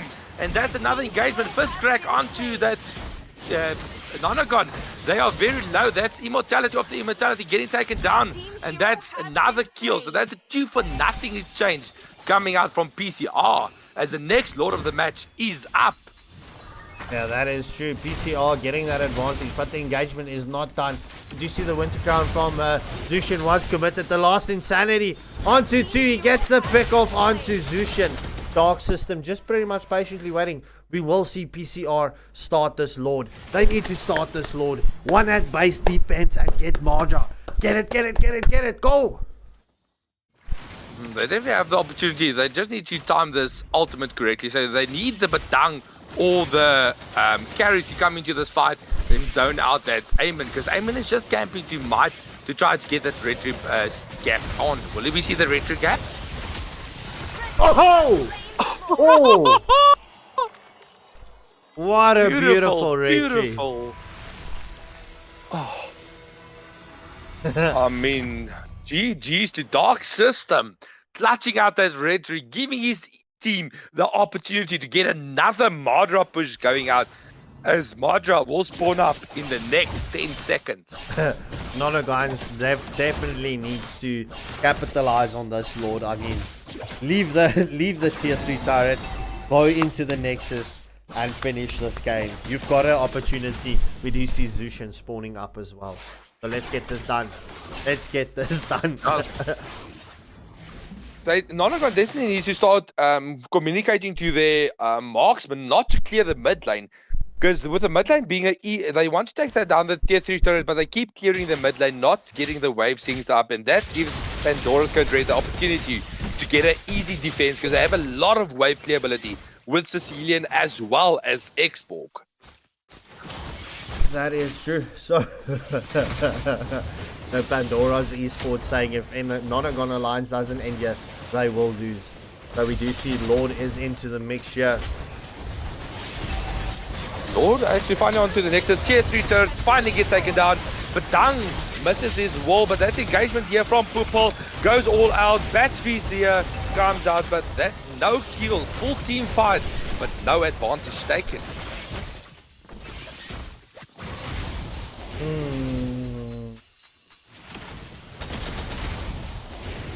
Are we going to see a record break of the longest game on the Waylander esports community tonight? It's 2 minutes away, bro. It's 2 minutes away. we could break this record. It was if I'm not mistaken, it was 28 46, something like that. Viewers, I'm so sorry. I see a lot of banter coming in here. It is unfortunate. Both teams, they definitely don't want to lose, so they would rather play it safe than go push for the end. We do see Nonagon Alliance having the waves pretty much coming in, coming out, coming in, coming out, coming in, coming out. Marja spawned up. Will we see? We do see Armin rotating for it. We should potentially try and push for a pick-off here. Gents, ladies, you need to push for the pick-off here. If you're Nonagon Alliance, Pandora's Code Red, it is your time now to get the numbers uneven. Definitely. I mean, you're starting to get PC are starting to get very scary. I mean, we do see Sicilian, of course, having that advantage on the late game, and I mean, devastating performance overall. I mean, if his stacks get up, he's already on 602 stacks. So this might be a game changer coming up now. That is true. I mean, okay, so yet another Lord going in favor of Nonagon Alliance. We do see the lanes. Pupil, you need to go push out the top lane, get it synced up, and let this Storm rush in. So when the Lord spawns, it should be now with the second wave incoming. So they do have a slow push on bot lane going, so they definitely have the opportunity to leave that lane, and bot lane also being cleared out. So We might see, no, mid lane also cleared out, so there's another unsynced lane as Eamon is into the mix, shards onto Carmilla but doesn't get enough damage. We do see Zushan onto that Xbox, breaks the Faraga armor, Cyber is just zoning out, just barreling down that Lord. Cecilian gets taken down, Last Insanity onto the back line, onto 3, gets a double kill there, as we do see them continue this fight. The fist crack onto... gets him low, continue the fight, another kill going to PCR. So that's a 3-4-1 exchange for PCR.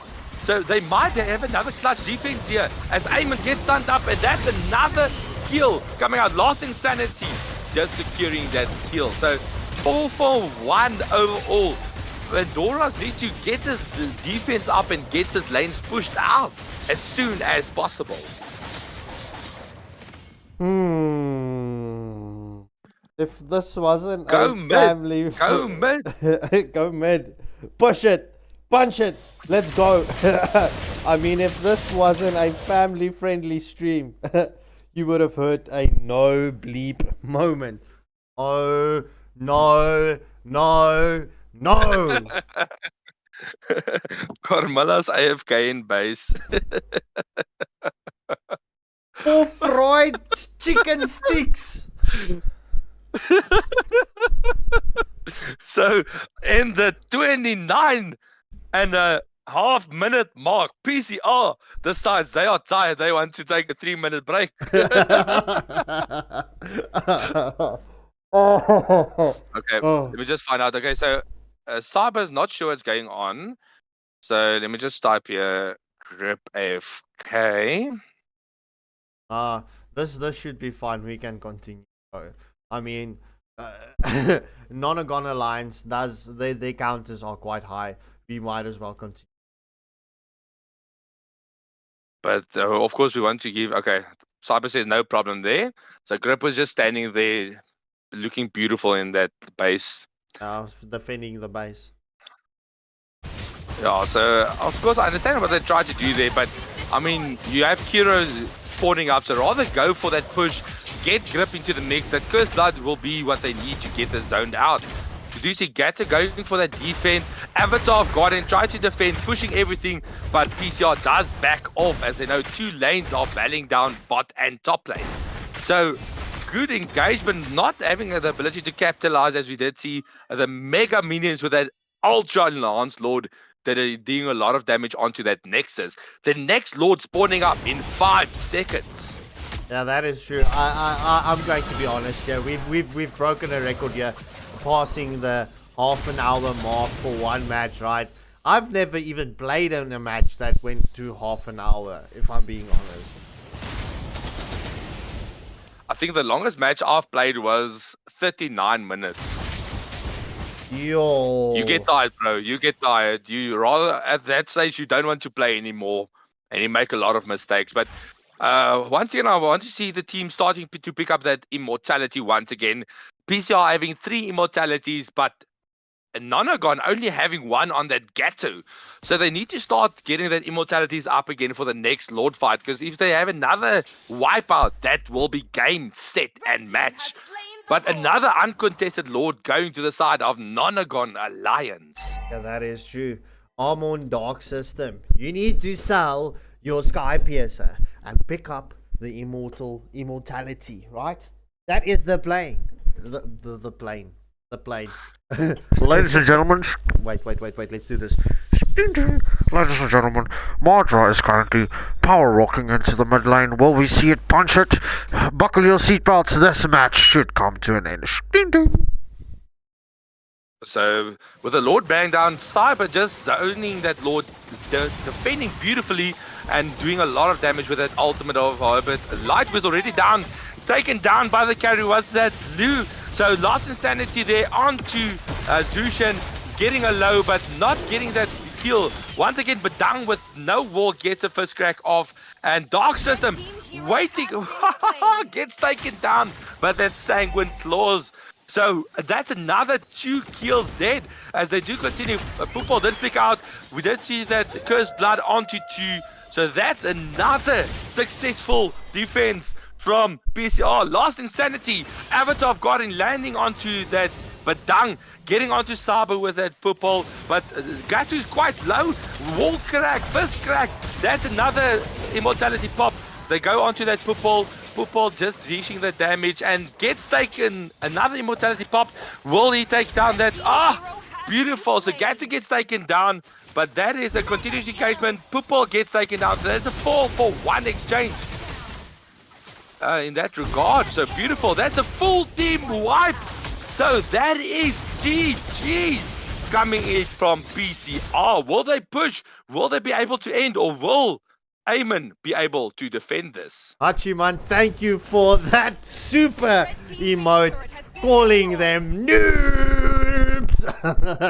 PCR will clutch this match as they focus onto the Nexus. Yes, sir. Second match going in favor of PCR. PCR undefeated tonight. GG's well played to both teams. Victory! And into the next match we go. Nonagon Alliance up against Immortal Order. Grip Reaper at 18 picking up the MVP, and Escom Boy with a Zushan picking up MVP for the side of Nonagon Alliance. I have to say, GG's for PCR. That was 3 Mega Lords in storming down to their Nexus, defending every one of them. Nonagon not being able to capitalize the heavy advantage they had in the early game. But before I go any further, thank you, Hachiman, for that $14 super chat. Alchemy X OPPPPP.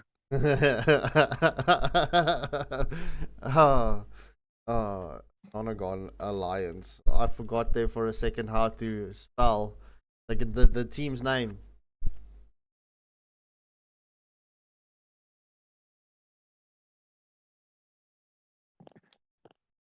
Alrighty, so this.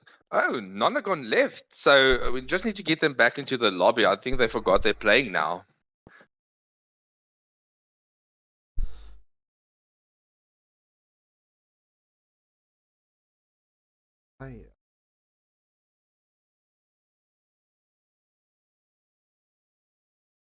Hachiman, thank you. That's another super chat.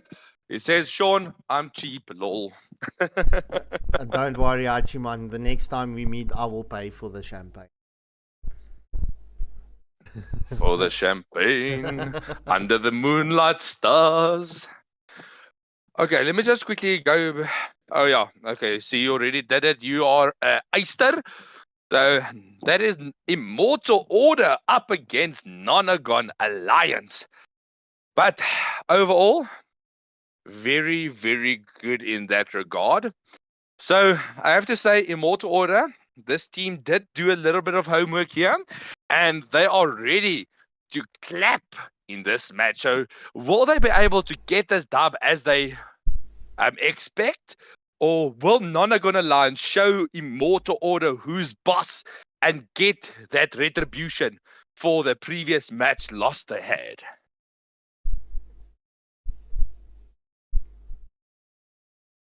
I'll wear Pete Pompies. I will tell him, bro. I will tell him. I will also tell him you said good luck, have fun, GG easy. No, I'm joking. I'm joking.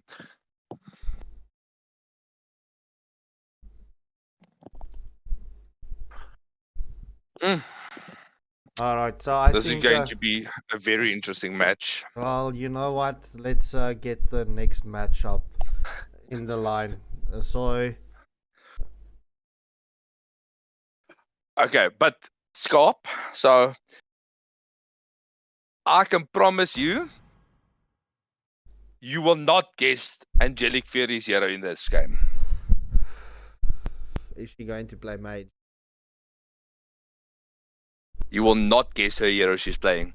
Give me the role, and I will take a guess. You should take a guess on the role as well. Oh my word! I'm guessing Angelic Fury will be playing. Okay, so we see Leonardo, we see Jakes, Immune, Andre. Will it be wrong? Okay, firstly, try to guess the lanes I put my players on, because I decided the lanes they are. I don't know what heroes or strategy they're going to use. I only told them what lanes they should play on. After that, I have no control over the team. Jungle. Angelic Fury in the jungle. Bro, I'm not gonna lie. Like, she's played a jungle 3 times in rank. She's got 100% win rate on her alpha. Crazy. That is so funny. Yeah, bro. I mean, yeah, good. So Pete Pompey's doing a guess. She says Angelic Fear is gonna play Rome or Gold.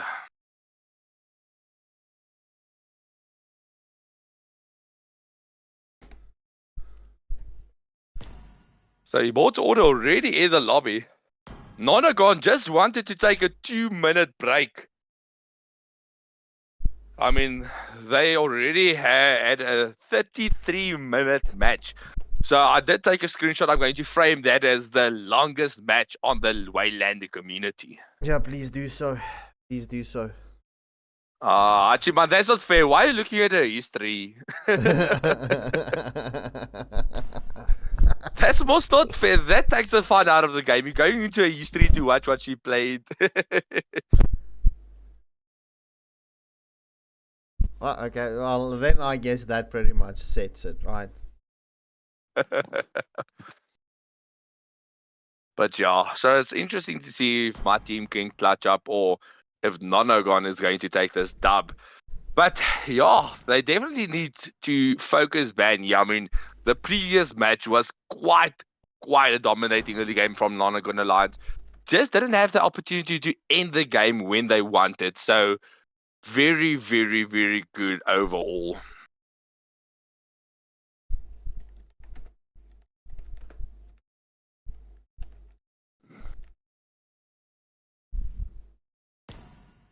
All right. Yeah, Let's go. you are semi-correct. As we head into the third match of the evening, Immortal Order. Nonagon is, why is Oak not in his spot? He wants to cast with us. Oh, he's inviting the last one. He's tired. He doesn't want to play this match, so he's inviting a sub. All right, so let's go. Ready up. We are already a lot a bit behind schedule with that 33-minute game. So Pete Pompey says, don't worry, IO will make this a quick game.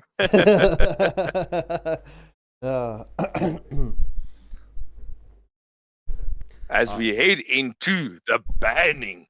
So Leonardo with the first ban from Immortal Order. So let me guess, they are going to do a Zushin ban. Ban out Zushin. Let's see if Oshroomsy can hit it My tonight. tail's Oh! is banning. That's I 0 was for incorrect. 1. They go for the Kalia ban. That's 0 for 1 for Oshroomsy first. Marky Moon will be banning out a jungler. You see, this just shows you I don't have any idea what Immortal Order plans. But we did see Nonagon banning out the Zushin, so they definitely don't want to play the Zushin again, as they know there is a lot of Zushin players on Immortal Order, and respecting that pick in that regard. But that means they might have a bit more tankier front line with a Harlow, Skatsu, something like that, as Jakes sets up the second ban for Immortal Order. That is true. Scarp also 0 for 1 for the evening. Ladies and gentlemen, let's go. Hit that like button and let's run for it. Hachiman definitely with the MVP for tonight. In the chat. Experience The euphony of suffering. As Granger gets banned out as a second ban for Immortal Order. Panda with a response. Panda, So- push up, play. Okay, so I want you to go after this ban, take a crack at the next Immortal Order ban. Alright, let's see what it is. Time to So- drop the It's beat going of the to be flag. a roam. Banning. Definitely. Or an XP laner. I'm smelling dung. Badang. I don't know Interesting, why. interesting. I don't know why. I would rather go for something they will maybe take out, let's see, a Hayabusa is what I would say. Or a high loss. But here we Interesting, go. interesting. Maybe even a Here we go. Here we go. I'm immune. Here we go.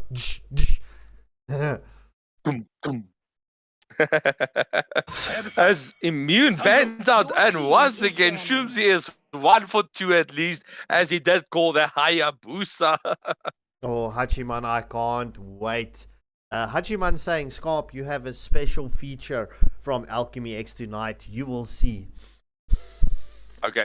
Bro, do you know what they're going to do or not? I have my suspicion, but I'm not going to call it out on the live. You never know who is watching. I know what they are doing, and I'm also not going to call it out, but it is going to be a quite interesting match as Nonagon sticks with their guts, going for that Saber ban, same as in the first game. Leonardo with the first pick for the side of Immortal Order. So this sets up a very good early game pick. Will they go for the Badang, maybe the Lucas, even the Sicilian will be good picks in that regard. It all depends on what they are playing. Chip is Andre 956 differential picks up the Lucas for the side of Immortal Order. Nonagon Markium 00N. Okay, so it's Marky Moon, I assume. Yes. And Panda with the first bands coming out for Nonagon Alliance. First picks. So they had a very good previous pick with that Gatu, as well as with their laner as well.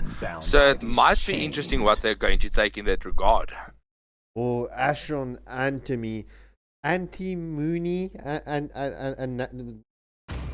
Big Ashon picking up Phobius. JK Evolution picking up Belleric. Christopher said, here we go. So it's Antimony. Antimony. Oh, say Christopher sir got it correct. I wonder what happened to Christopher after that stream. I haven't seen him in the stream. Valid. So he was tired of Christopher sir and decided to back off. Dake's currently showing us Xborg. Will it be Xborg though? So wait, you swapped Leonardo and Angelic Fury. Oh no! Oh no! So I'm immune. Showing Camilla. Going for the high loss. Jax sets on the Xborg. So very, very good picks overall. I have to say, Lucas definitely having that potential to have an early game lead against the Phobia. Phobia is a counter to the Lucas, but if he plays correctly, it might be devastating. Hylos also very good with Lucas being able to backline dive with a glorious pathway, but Storm Gaming picking up that Leslie. So he heard Pete Pompis was in the chat. He says, Pete, don't worry, bro. I've got you. Wait, am I missing something? As the Sicilian is banned out from the side of Nonagon Alliance. Hachiman, I kinda have to agree with you there. Leonardo 963 underscore 2.0 with the next ban. 2 drafting phase. Now ignore Pete, my Dora. Is your power on at least? He's got load shedding, I don't know. No. He's actually way on vacation or something, I think, if I'm not mistaken. He's on a plot somewhere having some fun. But overall, this is another... They definitely need to focus onto that jungle bans, as they do ban out the Stu Yu. And of course... Alrighty. So that is another ban on the jungle as Panda with the final phase 2 bans of this game for the side of Nonagon.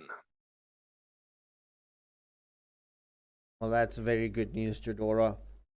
That's very, very good news. Panda banning out the 1-1 for the side of Immortal Order. Angelic Fury with the final ban in the second match. Just give me.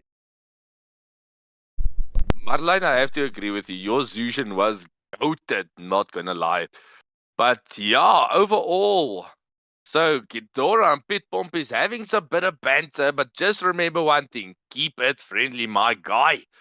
So 1-1 getting banned out. They're scared of Angelic's 1-1 and decides to rather take it out of the count, as Angelic has the final ban for this match to the side of Immortal Order.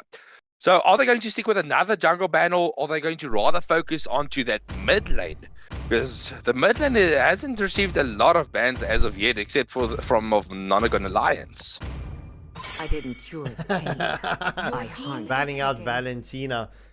Valentina is a good ban, but Marky Moon, it seems like, will be picking up. Yes, he does pick up Kimmy. So, Pit Pompies, I see an eye. Alrighty, so Kimmy is an interesting mid lane hero. I don't like her as much in the mid lane, but she can be dominating in the correct hands. But it all depends on the playstyle. But we definitely need to see a bit of burst potential coming out there for Nonagon on the jungler. Will they once again go for that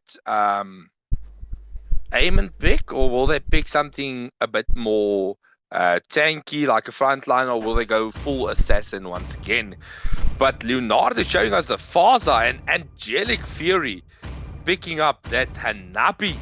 No, Leo rather goes for that Vexana. So that's Vexana and Hanabi getting picked up from Immortal Order. That is true. So Marlon, to be honest, right, what cost you that match is the fact that you guys didn't capitalize on the second, third, or fourth Lord. I mean, you had a beautiful match, but at the end, you got out damaged. You were waiting for the set plays and not play aggressive, and as well as, you know, at the end, the Gatagacha had the opportunity to focus onto the Nexus with the Armon, but nobody focused on that cost the match. But nonetheless, Banda showing us alpha. Let's go. This will conclude the draft. Ladies and gentlemen, please hit that like, share, and subscribe button, as we will be jumping in to the third match of the evening. Immortal Order up against Nonagon Alliance. We're slightly delayed. Slightly, like half an hour delayed. A lot, 30 minutes.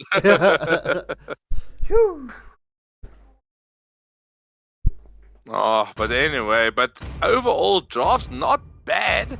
But I have to say there's a few interesting picks coming out from both teams. But if I had to vote on draft alone and not taking into account the skills of the heroes they picked, the draft would go purely to the side of Nonagon in this regard. Yeah, 100%. I was just thinking the same thing. Oh, give me in the first order Jet Trooper skin. This is going to be fun. I want to see this. So it's sad that there's a skill gap between Hylos and Phobias. All other players have awesome skins, and then they're like, hello, I'm still in the game. Moonton, give me love. Alright, let's check this out quick. 5 seconds till the enemy reaches the battlefield. Oh, beautiful, that skin. Oh, it looks so good. But we head into the first few seconds of the match. We do see Xbox and the Alpha starting on the top lane. So we might see a normal gold lane rotation here. Definitely saying that Alpha does have a little bit behind on that gold lane. But nonetheless, it's going to be an interesting match coming up here. Piet saying, what's the MM met ek vanaand speel? Akkoord inspiration, you know. We're throwing in a bit of mingles there. So, into the first minute of the match. Here we go. Who's going to take the clutch here? I have to say it's interesting. Once again, Nonagon is going for that litho and opting not to go for the fast clear. But you see invade here from the Andre onto the small camp. Will it be a successful invade? It looks like it might be uncontested. Azai Retri goes out. So that's a stolen creep for Immortal Order in this first rotation. Indeed so. So the gold crab going to Hanabi. However, Currently, it's non-Gon Alliance with the rotation here to the gold lane. However, this could be a 4v4 situation. Marky Moon with the Kimmy going back to the mid lane. So this is going to be a mid lane battle. Inspiratie, Hasie, Stasie. So Alpha, of course, going for that counter rotation. So he's into his the enemy's jungle. Hylos just zoning here onto him. You do see Vexana. Retri was committed, but he gets out safely. So that's a committed Retri here. And the first total of the match is spawning up in 6 seconds. Well, we do see the engagement onto Alpha. First blood going to non-Gon Alliance. The internal guard is in. However, this engagement does not end. Will Xborg get a pick off here? It doesn't. Oh, we will see the double kill coming in. Oh, no, it's not. Lost Insanity onto Kimmy. But Kimmy doing so much damage. But Jake's gets hooked by Phobius' second skill. The ult from Kimmy misses. Xborgs get the kill onto Phobius. That was a 3-for-0 exchange in favor of Immortal Order. 3-for-1 exchange because Lucas did die in that exchange. But overall, we do see 2 members of the non-Gon not being level 4 as of yet. Spear of Alpha here into the mix, but we do see Glorious Pathway, Beast Form committed into the backline. Kimmy gets taken down. Beast Bomb not landing. Alpha is dangerously low. Phobius into the mix. That will be another kill for Immortal Order as they do disengage from that fight. So beautiful engagement, but Phobius not done yet. And gets quite low onto that Xborg. So GG's well played.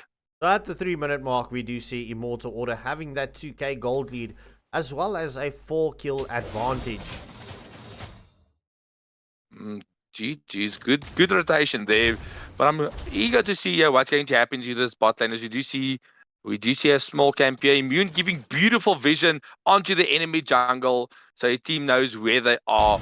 Will we see engagement here? Andre moving into position once again to steal that gold crab, but yeah, but not giving the opportunity.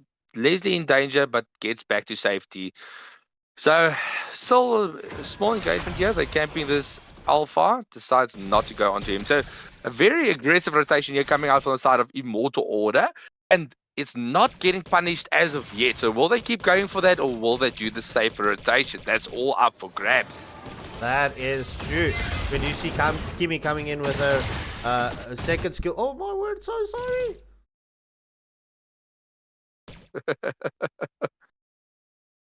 Yeah, true. So there's no massive engagements, but Hanabi having free farm here on the bot lane, just keeping herself safe, not overextending here against a Leslie, because Leslie can burst down Hanabi quite easily. Yeah, that is true. Beleric just allowing that gold crab to get taken out, but we do see Alpha going, gets the Spear of Alpha onto Lucas. Lucas does continue the engagement onto Alpha. Will Alpha be taken down? Yes, the Internal Guard does come in clutch. Lost Insanity from Xborg onto Phobius. Kimmy was eliminated as well. It's 2-for-0 exchange at this point in stage. We do see the stun up, but the Vengeance Squad was committed from Phobius. However, Phobius will be taken down by Leonardo. Woo! 3-for-0 exchange going in favor of Immortal Order. Definitely having a very good time here in this early game range. And beautiful rotation here. Andre quite low, but Hanabi giving him beautiful help, deleting that turtle. And they got the second turtle of the match as well. So currently, Immortal Order has a 7-kill advantage as well as a 4k gold lead in their corner. That is true. So this is going to come down to the next play. I mean, we do see the jungle invade onto the blue buff. And it seems like, Lucas does get the blue buff taken away. So Alpha currently behind on farm. Definitely, but Kimmy just doing a beast form committed onto the Leslie underneath the turret, gets taken down the turret down low, but gets taken down the Leslie as well. So that's a kill as well as the tier 1 turret to the side of Immortal Order. Yeah, Hylos going in, stunning up the Leslie and just using his second skill to finish off the Leslie. I mean, beautiful play coming in from a roam there. Good stuff. Immortal Order currently putting a lot of pressure in the lane, giving Hanabi the opportunity to start rotating, and giving the jungler the gold lane. So this is something I love. Giving the jungler the opportunity to take the lane creeps as well as his jungle creeps, and giving the team an extra member in the team fights. Engagement onto that Kimmy, stuns up, and Anabi gets the kill. So that's another kill, but there's 3 top here onto this Xbox. Will they take him down, or will he just... Red team turret has been destroyed. Yep, giving That's Hanabi another a chance. tier 1 turret going to the side of Immortal Order. So Alpha currently doing a very good job camping here, getting stunned out by the high loss, and he commits that the Spear of Alpha into defensively, but Dabi just here dishing a lot of damage here with her passive, but that's a low ult committed, and that's Phobos taken down. Eternal Guard onto that Roma, and that's another kill onto Balric. Do you see the glorious pathway? They're tower diving this Alpha, Spirit of Alpha, lost the sanity there and gets taken down by that Eternal Guard. So that was a 3-4-0 exchange going to the side of Immortal Order. What a beautiful play coming in there from IO. I mean, they have that, well, let's say, that is almost, that is an 8k gold lead in favor of Immortal Order with a 2-kill advantage and map control at this point of stage. We do see IO starting with, well, not opting to go for the 3rd turtle. My question is, should they leave this turtle and go, let it spawn into the Lord and capitalize on that first Lord of this match and try and push and get a bigger advantage? It seems like that is the route that IO will be going. So it's a very good play overall, leaving that Lord. I mean, with that early game advantage they have capitalized as of now, they do have the ability to push out maybe a few, even all of the tier 2 turrets as well. As the Lord gets started up, Andre already onto it. Immune doing a very good job zoning this Leslie away. Engagement here, Valkyrie goes in. He just commits a Wrath of Ride onto no one. Lucas into his V4, just getting that retro up. But Nabi takes the Lord. So that's another one. Spirit of Alpha into the backline, but instantly gets deleted. Glorious pathway there. Hanabi onto that Kimi and takes it down for the count. I think Angelic Fairy should do a line swap permanently. I have to say I'm quite impressed on her gold lane performance. Oh, it seems like Nonagon's alliance is trying to surrender, as we do see the full team onto Phobius. Phobius gets taken down. That was a one brutal engagement onto the Phobius. Andre getting caught out of position here and gets taken down. The Lord charges out to the tier 2 turret, but not doing enough damage to capitalize on that. But that is might be a tier 2 turret in the top lane going down, as we do see Balry go for the defense with the Kimi, but Immortal Order opting not to push lanes, rather going for that jungle steals. I'm trying to get that advantage. I mean, we are at that 8k gold lead. We are with a 14 advantage with Immortal Order in favor. Look, it's going to come down to one team fight, and it's going to be the end. So I have to say, report Andre for feeding. He's the only kills in Immortal Order's deaths. He's the only deaths on the board. Andre, that was your captain that said that. All love, all love. Right, so 10 minutes. But I have to say, yeah, go. Nonagon definitely needs to take it back, but just focusing on to that. But Leslie getting tower dived, Immortal. That's the ultimates committed. 2 ultimates committed, and she still gets back to safety. Nabi in a bit of danger here. We do see that Kimi into the base. Leslie snipes. The Lucas onto the back line. Gets taken. Takes down the Leslie as Kimi as well. I'm having Christopher moments here. You see, you were trolling me for what reason? It happens to anyone. That is true. That is true.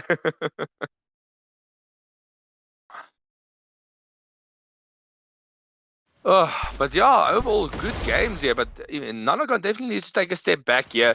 They currently do have almost it's more than a 9k deficit here in the gold regard. So they need to farm up, stay safe, and go for that clutch defense. Double P as we call coming in. The pull coming in from Xborg onto Phobius. Phobius will be taken down. Xborg with the kill, but however, that's a 3-4 nothing exchange currently in favor of Immortal Order. They should capitalize on this tier 2 turret. The last insanity under the turret onto little Panda. Panda gets blown up by the last insanity. So Lucas definitely needs to start getting defensive items. This Leslie is her team, bro. That is true. Immortal Order, well, they are retreating for the Lord. They had the opportunity to get those tier 3 turrets down. However, they will be... Why are they not engaging onto the Lord? Go for it. You've got it. There we go, Ina. Here we go, Angelic. Here we go. So Immortal Order doing a good job clearing of the lane, zoning out the NMB, leaving the 2 damage dealers to take down the turret very easily. Uncontested Lord for the side of Immortal Order as we head into the Lord March.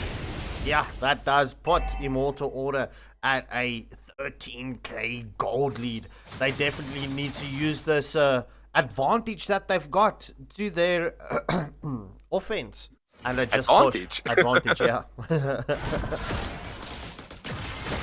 Leaving the Lord to solo push in the mid lane while they are just pushing out the lanes. But we do see Lucas having other ideas. We already see Ilos in position, 4-man here onto Immortal Order. And we do see Eternal Guard landing and Madra crashing. So that's 2 tier 3 turrets going down as Kimmy is low. We do see another engagement onto this Lucas. Engagement onto Alpha as well. He gets blown up by Vexana. Last insanity onto 1.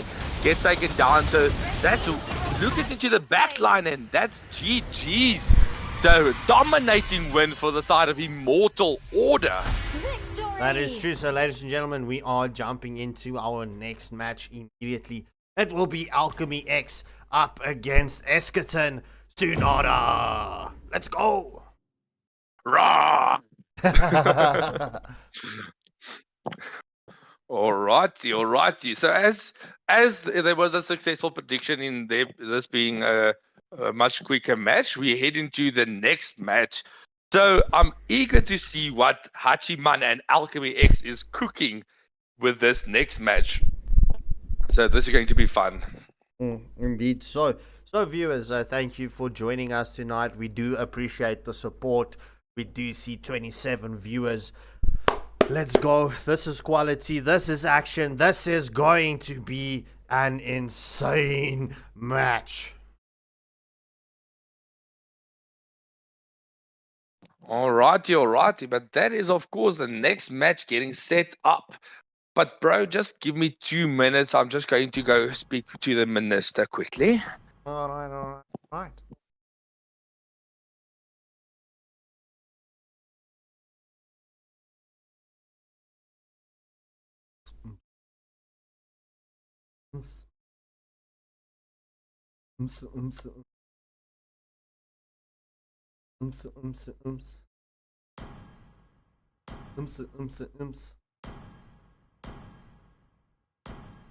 Stop it. Oh, Alchemy X at this point of stage has got a very strong lineup. It's Hachiman, it's Bit Poppies, and it is Chemical.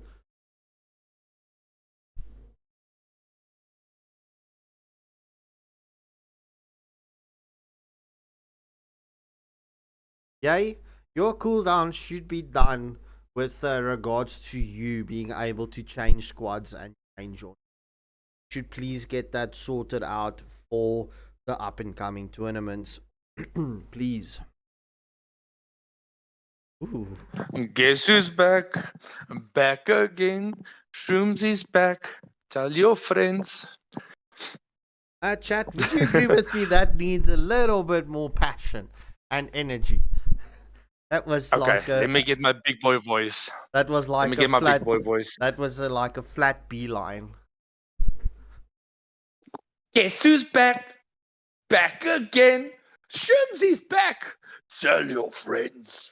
That's Was that better, bro? That's better. That's definitely better.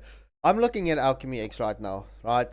I see a lot of familiar names here. Alchemy X at this point of stage, the teams that I'm seeing here is very, very strong. There's only one player missing, and then we will have the original Alchemy X. in the lineup. And what is the player that's missing? The famous man himself, Mr. Rico. But Rico already did say that he is joining Alchemy once again for the MSA Cup. Yeah. Rika is back in the squad. So, very excited to see him back in the playing field. All right, so Pete Pompey's, to answer your question. Wait, no, he's not in chat. Let me quickly type it out.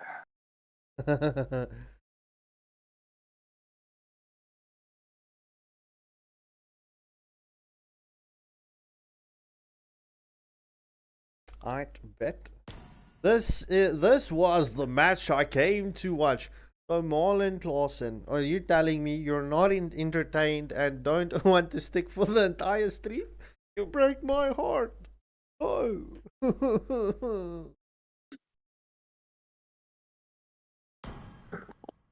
Nah, bro, he doesn't want to hear Scarps, King, Colin, no streams in cast. He only want to see Pete Pompey's dominate. But this is going to be an interesting match. So both of these teams are very, very strong teams overall, and doing a lot of work in their own. I mean, Alchemy X having dominating performances as well. Econ also having a very, very good games as of the last week. So this might be a close match, but that is only if Hachiman doesn't follow his plan.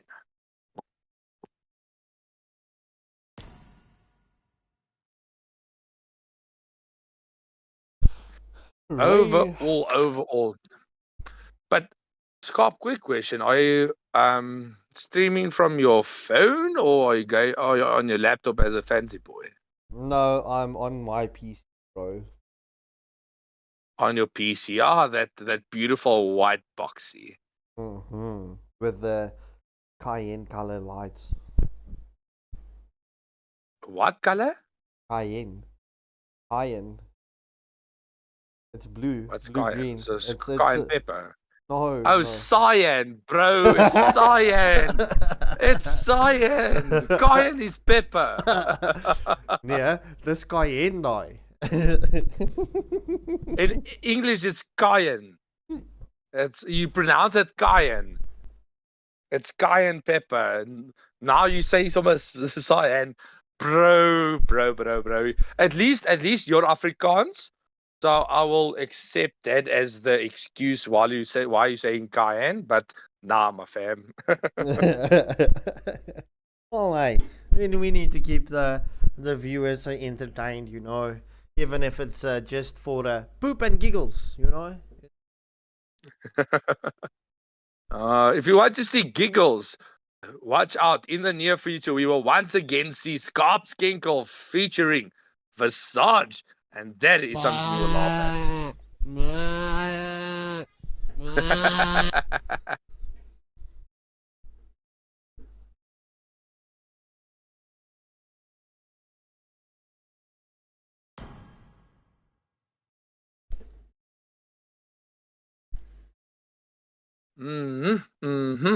So that is, of course, once again, we have to say,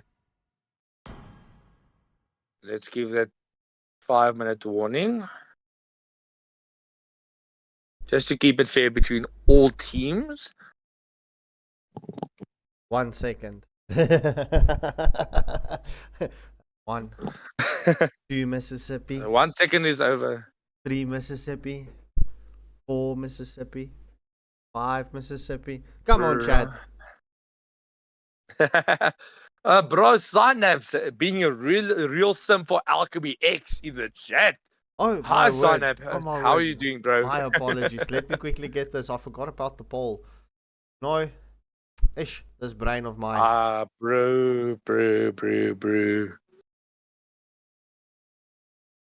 As a final member of Alchemy X is ready in lobby. So, just need Chemical to ready up. And then we are ready to smash. So, this is going to be an interesting match. Yeah, that would be funny, Marlon. It would be funny. But luckily, the stream would not end even with a disqualification because after this game, we do see Eschaton Sonata will be facing off against Immortal Order for the final matches the evening. But I'm getting ahead of myself. We are currently in the banning for Econ versus Alchemy X. General Cho with the first ban. I'm very curious. Read that last member of Alchemy X's name, please. No one can escape my iron Your fist. team Also, is banned. also Koi. Also, So turn your phone around. The It's like immortal one literally chose me to vanquish Um, the and, shadows that upside down plague this text. world. I don't want to lie, right? I can't pick up my PC screen and turn it around. It's plugged in. Bro, do me a quick favor while we're on that topic. Just quickly check your WhatsApp for me. Your team is But banned. as we do see Econ banning out that Badang and Lucas, Alchemy X banning out that Suyu. So they saw Joe playing the Suyu and they scared. They say, we're not facing against this ninja. And Chemical with the second ban for Alchemy X. Alrighty. So I'm looking to see maybe another meta ban here. We do know Kalia's still open and Joy is still open. We know Joe likes to pick up his Joy as well. But Busa is also open. So there's a lot of meta here still open. So it's interesting to see what will be banned out Time next. to drop the beat of the Your flash. team is banning. As Joy gets taken out. So that is two of General Cho's main heroes being focused on. So there seems to be a trend here. Focus on the jungler, and it's going to be an easier game Your as team Chip is banned. gets banned out from the side of Eschaton Sonata.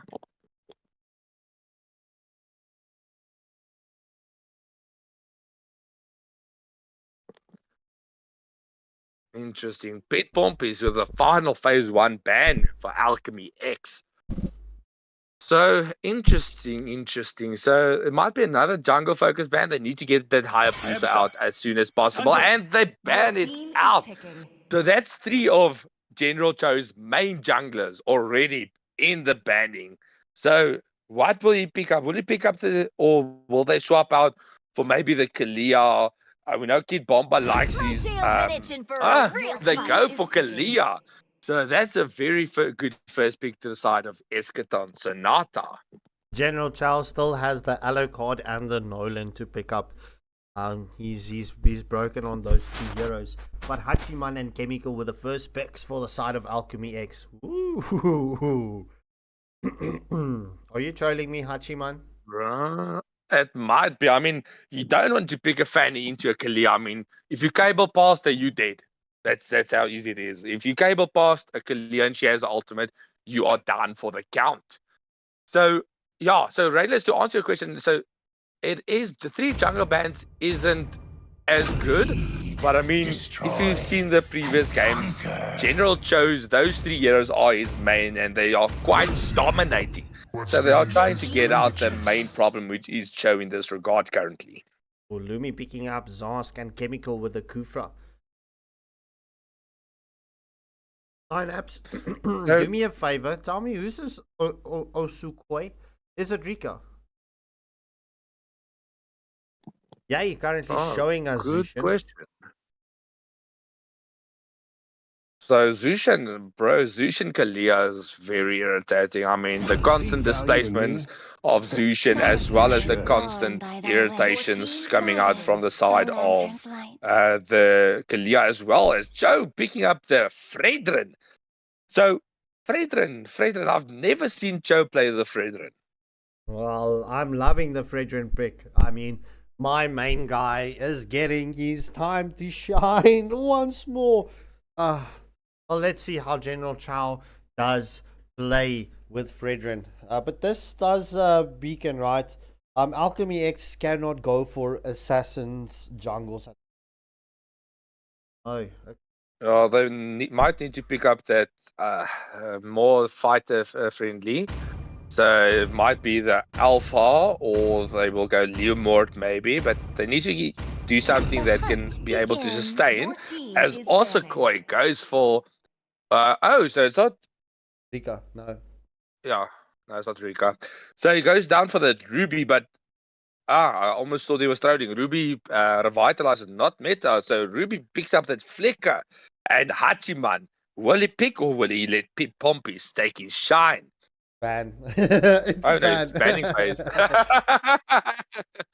Bro, I'm tired. So of course they need to start focusing. So there's a marksman pick, and it might be an XP lane or the Your team the is Rome banning. pick, but they need to focus on Bomba. I mean, they need to take out that Phobius. His Phobius is devastating.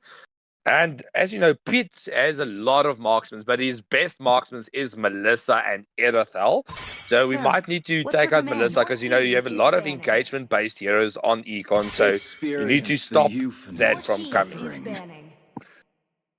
You see the Granger ban for the final ban for the side of Alchemy X. Up next, we've got Arjon, the ban. Final ban for this matchup between Esketon and Tsunada up against Alchemy X.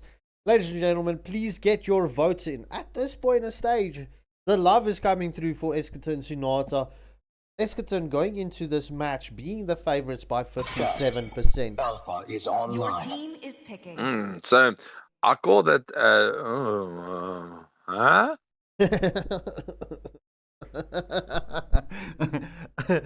That means Hachiman has played Hylos in the jungle. Okay, so this, I mean, that used to be meta back when utility junglers was a thing. I mean, it was a good picture to have Hylos in the jungle. So, but I don't know about currently. But Expo getting picked up from Hachiman, Kid Bomba, and Adrian for the response. So, just to clarify, I did see a lot of sadness in chat last week because you said Adrian. It's not Adrian, it's Adrian. Normus, sê my wat jou naam is. Wat my naam is. My naam is Adrianus. Adrianus. En die neighbors gaan net weet as sy met jou klaar is.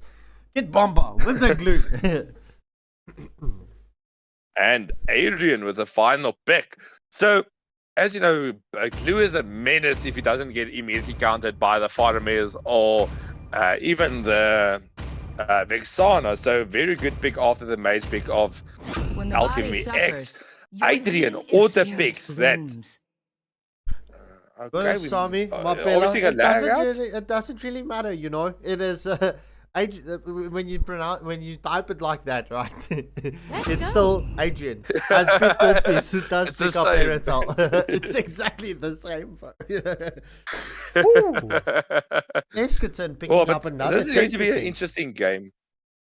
So this Adrian did auto pick the Benedetta, so that's no marksman to the side of Econ. So will they send the Bene into the gold lane, or will it be Glue gold lane for some reason? Well, if I'm being honest, right, I would send the Zushin to gold lane, let the Benedetta go play in the mid lane. I'm not gonna lie, Zushin is not going to have a good time, or any of them are going to have a good time against the Irithel. The best choice might be the Bene. She's the only one that's able to poke down the Irithel with her massive movement speed and burst damage. Yeah, well, let's see how this one does play out. Unfortunately, there will be no redraft. So this is just Academy. It's no tournament, so no redraft, unfortunately. Bro, maybe they went for that by knowing. They went for that Benedetta pick knowingly. They're going to cook with it in the gold lane. I mean, we've seen Ruby in the gold lane. We've seen something like Lunox and Harith and even Changi at some point of stage. So maybe Bene gold lane new meta? Question mark? So, the Adrian's power went off. That is what happened. Load shedding. So, bro, it's because Eskom Boy went offline. So his power also went offline. 5 seconds till the enemy reaches the battlefield. Smash them. No. Okay.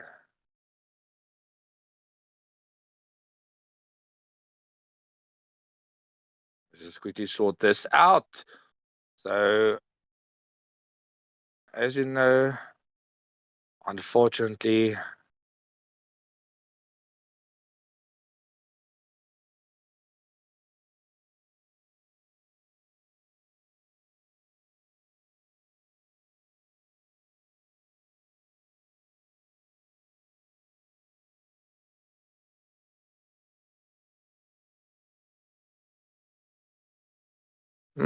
So, team, remember to get your votes in. Who will take this dub? Will it be Alchemy X or will it be Eschaton Sonata? And don't forget to like, share, and subscribe for more amazing content. I mean, this is just the academy we are currently running. There's also a lot of other events that we have. I mean, we do see there is. All troops Oh, we deployed. are playing again. I mean, Adrian is still AFK. Yeah, we need to just get this timer running up. In the meantime, I'm just waiting for responses from both teams.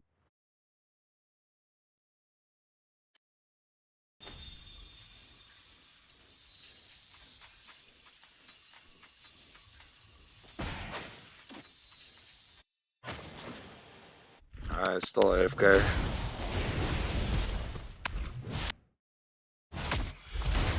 So they still have a little bit of pause left.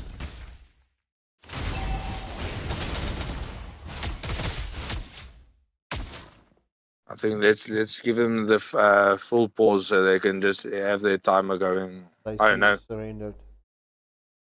Oh, they surrendered. Oh, I see now.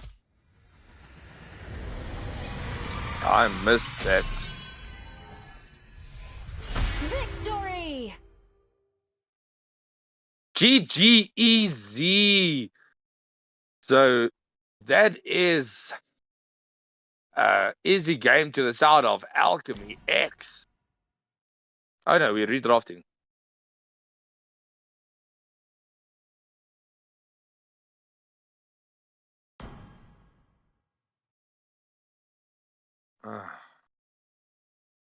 Nah, bros. Nah, my guys.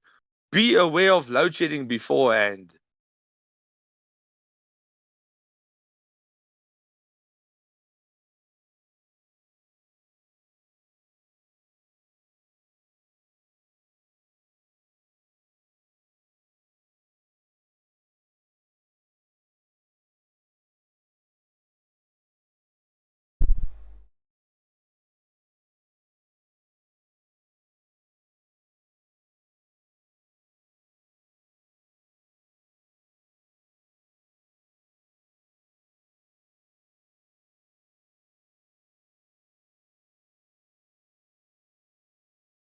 Alrighty.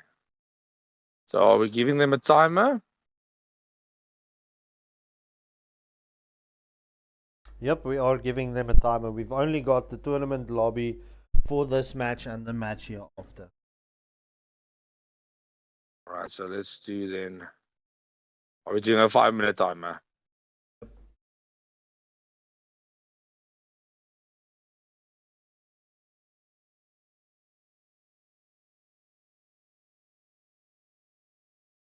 So this team is why you always prepare beforehand. Watch how everything is running and be prepared before anything happens.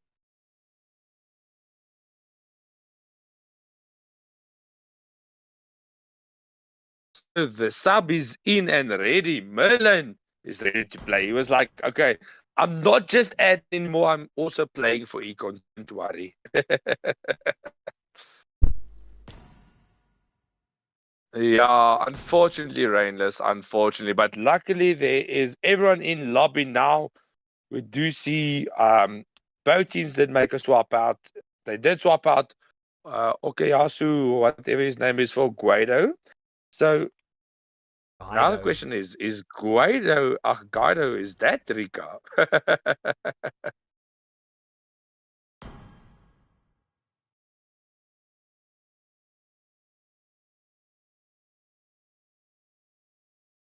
Here But now the question we go. beckons. Now the final question beckons. So it's same picks, same No one can bands, escape my iron up fist. until Team is the new banned. members or what? Yeah, both of them being at the bottom. So let's give both members.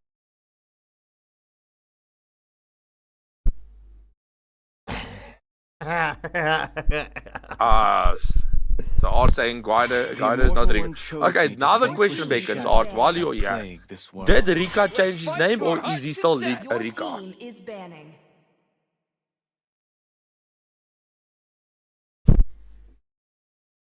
So there's going to be Guido is Bin Slay. Bin Slay. I have no idea who that is. Time to drop the beat of the Your flash. team is banning. Who said there are no shortcuts in life? Your team I is literally banning. invented one.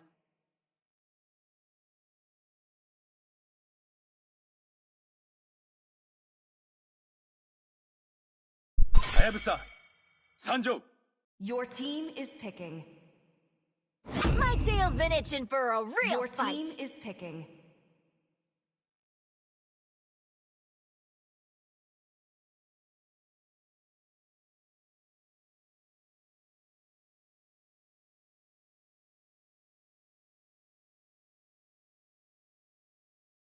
Lead, destroy, and conquer. Okay. So, as you know, this is going to be quite interesting. They're going about the same picks, same bands, and everything.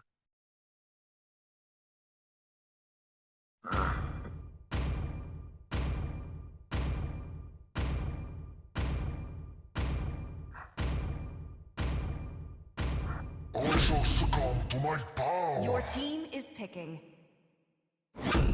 See value in me? You should. Butterfly is born by thy wish. Your team is guided picking. by lantern's light.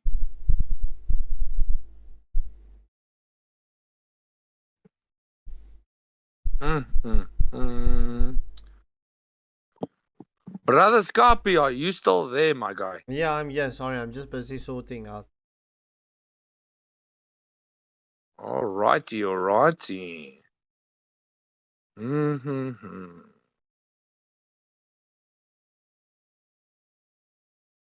Let's go. Your team is banning.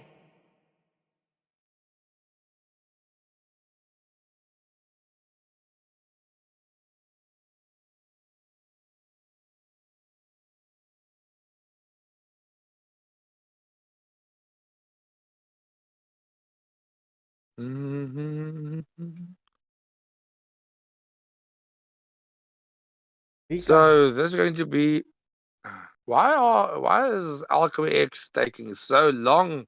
It's the same bands, my guy. Or don't they remember the bands? Experience the euphony Your of team suffering. is banning. Sir, what's your command? Your team is banning.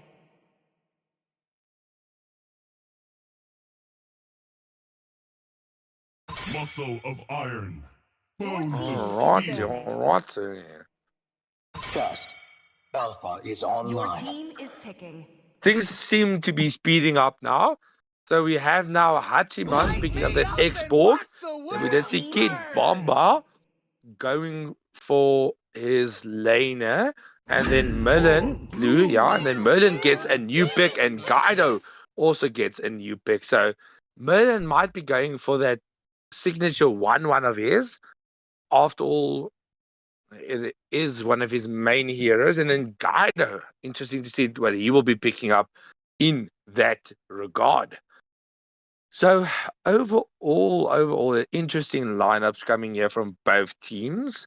I have to say, currently how things are looking, I am favoring Econ's draft. But, of course, they do have the potential to melt them with that Irithel as well as the X-Borg in a very tanky lineup. But Merlin picking up, as I mentioned, the 1-1. And Guido will be the XP laner for Alchemy X. So there's a lot of XP laners left. We might see Bene, we might see the Phoveus, or even something that can counter the glue. Interesting. Yuzong. I love a Yuzong.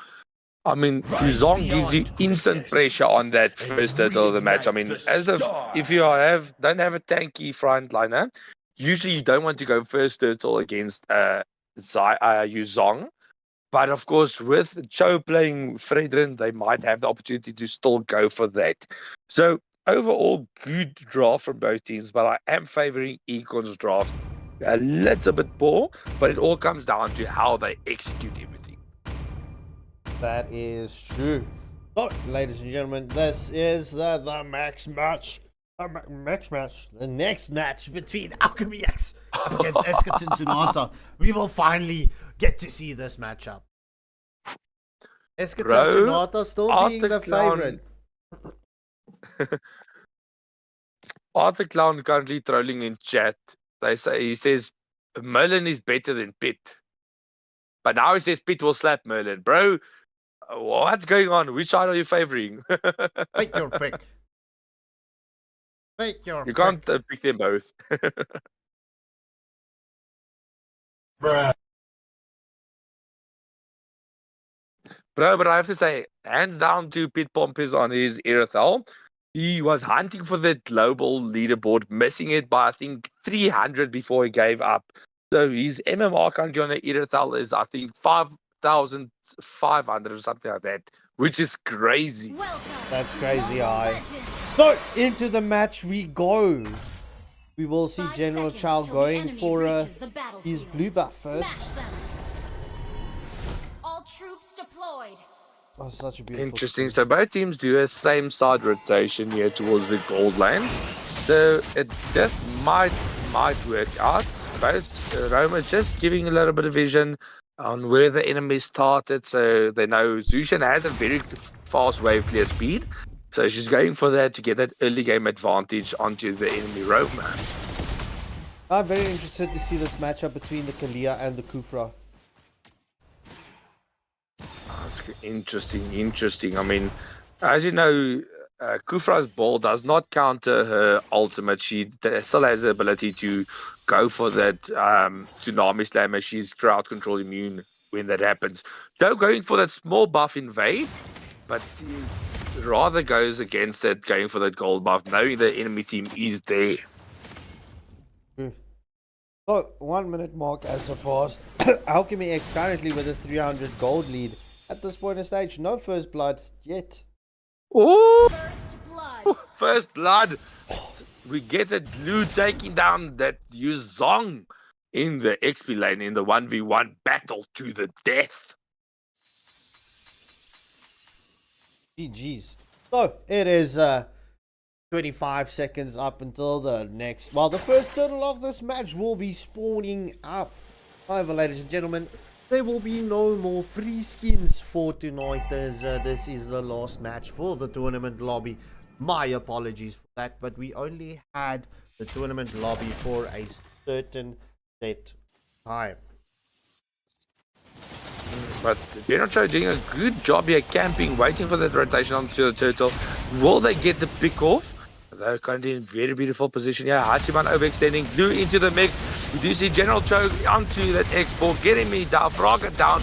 That's a flicker down, and Jungler down from the side of Alchemy X. That's a 1-for-0 exchange. However, the engagement does continue.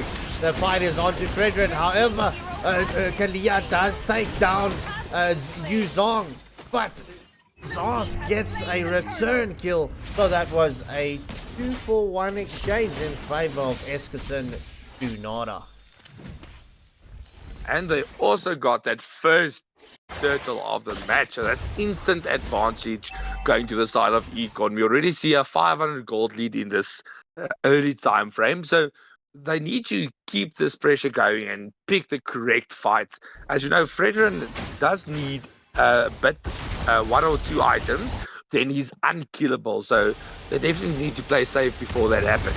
Well, we do see the engagement from Kalia onto Kufra. However, Kufra gets a slam onto Kalia. The last insanity from Xborg is onto Kalia as the tsunami slam tried to pick up Xborg, but Xborg blasting off and taking down Kalia. So it's a 1-for-0 exchange in favor of Alchemy X. Pete also doing a very good job here, stealing as much farm as he can from the enemy jungler, giving him less farm to farm up as a Fredrin. As you know, he does have a very slow jungle clear speed. Or as Fredrin coming for the rotation here to the gold lane. He does not know that Xborg is there. However, we do see the taunt coming in, and Kalia's second stun knock up. Chemical in a lot of danger here as he goes into his bouncy ball to escape. Oh, but Fredrin Not done yet, engaging onto that Irithal, gets a knockback, ultimate committed, but Irithal survives. Lost insanity onto them, gets the kill from the Kalia. That's another kill going to the side of Alchemy X. Yes, sir, and that engagement does balance out the kills and the gold. We do see the next turtle is 8 seconds away. This time is beckoning. We're going for a masterpiece of a match. So Alchemy X definitely having this free turtle, but Joe, knowing he doesn't have the ability to take that turtle, rather goes for that buff steals. In a bit of danger with a Zask and a Yuzong here onto him. Will he get taken down? He gets petrified up. Yuzong onto him, but he gets the retreat out. Yuzong into his Black Dragon form, goes onto that Fredrin. Fredrin very low, Xborg just there, but he gets bursted down, Faraga down, and Guy Pierce procs. That's another kill. While that happened, we did see 3 members engage onto Chemical, and he also gets taken down. So that's a 1-for-1 exchange. Jungle for Rome. Postpone Malone, you're a bit early there on that prediction, bro. It ain't over until the cookie crumbles. Escaton to Alchemy X having that 900 gold lead at this point in the stage. So very good early game rotation here from both teams. I mean, we do see a lot of back and forth action. Both gold laners just farming up as much as possible. Of course, we do see Pete Pompey's having a small 500 gold lead advantage over the 1-1. But that ain't anything. I mean, we do see a rotation here from Alchemy X onto that 1-1. Kufra jumps on, not landing that stun, and 1-1 gets away. That is true. So we do see the counter invade from Alchemy X, or the counter jungling, but 1-1 does finish off that little crab. However, we do see Alchemy X putting on pressure here in the bot lane on this tier 1 turret. Fredrin in the opposite side on the tier 1 turret in the top lane. However, the lost insanity was committed from Xborg. The Nightmaric Spawn is into the mix. Hachiman picking up a killing spree. However, the Butterfly Lantern was procced, but Hachiman does pick up a double kill. Is it done? Will the engagement continue? A tier 1 turret was taken down in exchange, and Yuzong saving that tier 1 turret in the top lane. The next turtle is 8 seconds away once more. Engagement onto General Joe. He gets stunned up, but gets away. As you know, Fredrin is the tanky boy. He doesn't just die if you don't overcommit the skills. 100%. So, Alchemy X starting the third and final turtle of the match. It will go firmly in favor of Alchemy X. Fredrin onto the mix into Kufra. Kufra is taken down by the 1-1. The crossbow tangs onto Xborg. But Xborg does get that passive from him as he loses his Faraga armor, but Merlin picks up a double kill with the 1-1. Continued engagement here from Cho. We do see Kalia into the mix onto Lumi, but gets a Purifier into the Nightmaric Spawn. Kid Bomb on a lot of danger, gets taken down. Cho back into the mix. Kaido is currently getting burst down. Cho commits the ultimate, but dies as well. So continued engagement. Gyro into the mix, but he gets melted, and Sky Piercer procs. Zaz gets a triple kill. So that's a 3-for-1 exchange to the side of Alchemy X. Yeah, I mean, that Sky Piercer coming in clutch. Zaz currently having 40 stacks on his Sky Piercer. I mean, that Nightmaric Spawn is definitely not something that you can ignore if it is a fed Zask.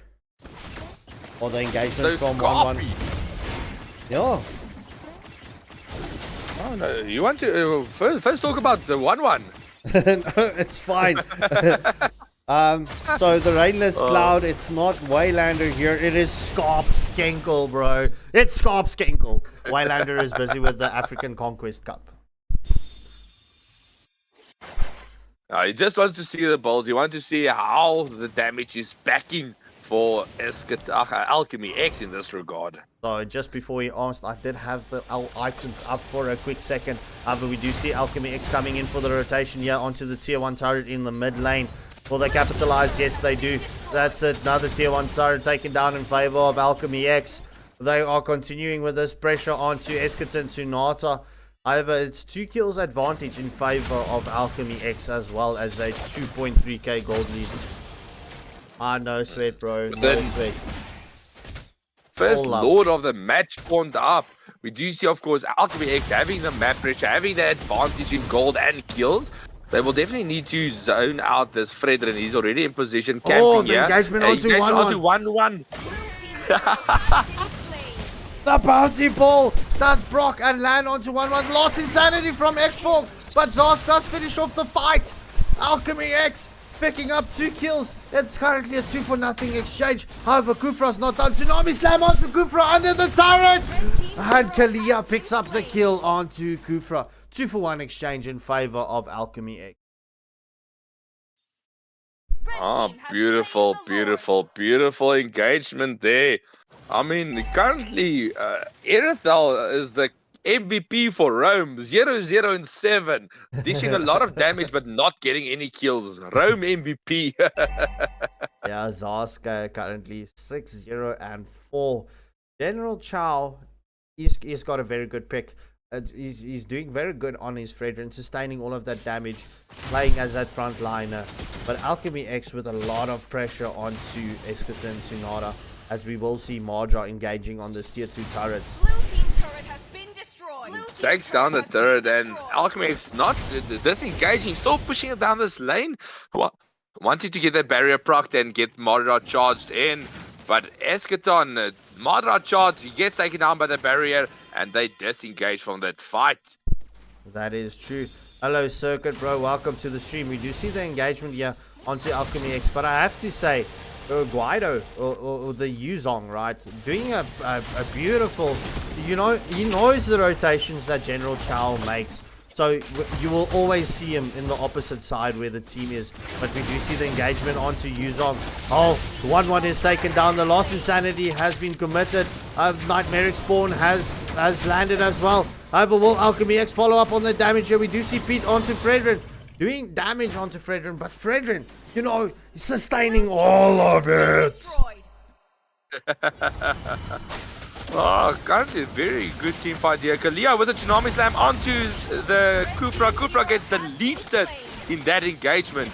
So they definitely need to wait for the Tsunami Slam. Flicker from the glue onto no one. He gets burst down by the Irithel. Engagement onto Xborg as well. Fredrin into the mix. Gets his ult down. Pete Pompies gets taken down as well as the glue. Continued engagement. Lost insanity onto Cho. But Xborg falls back.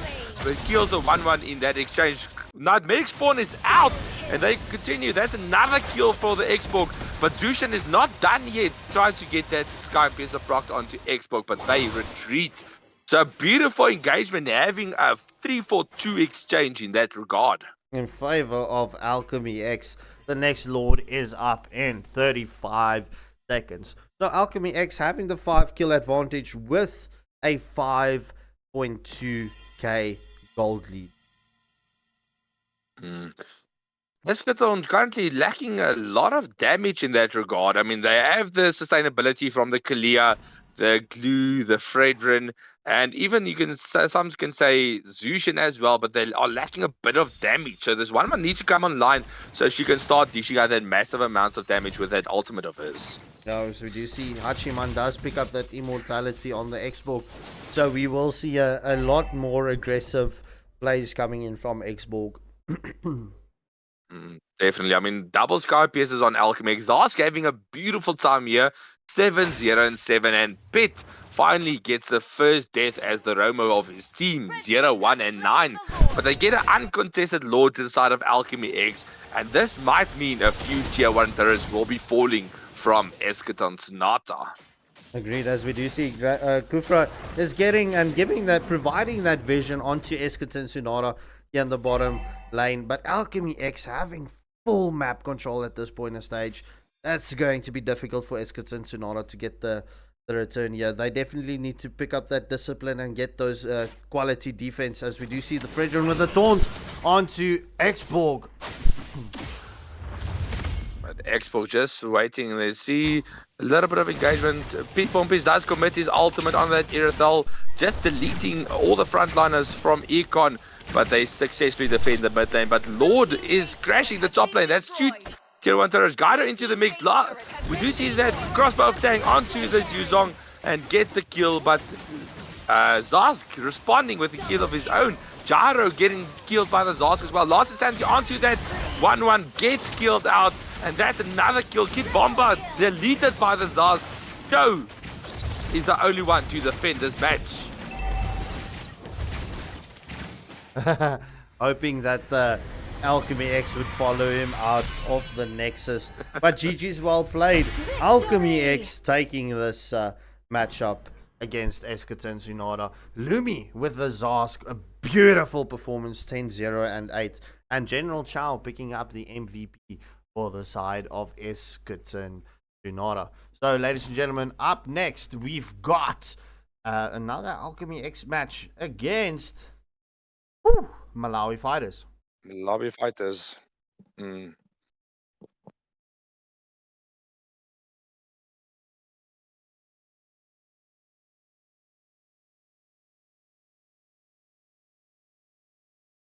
ladies and gentlemen, I'm just quickly going to get that intro popping up.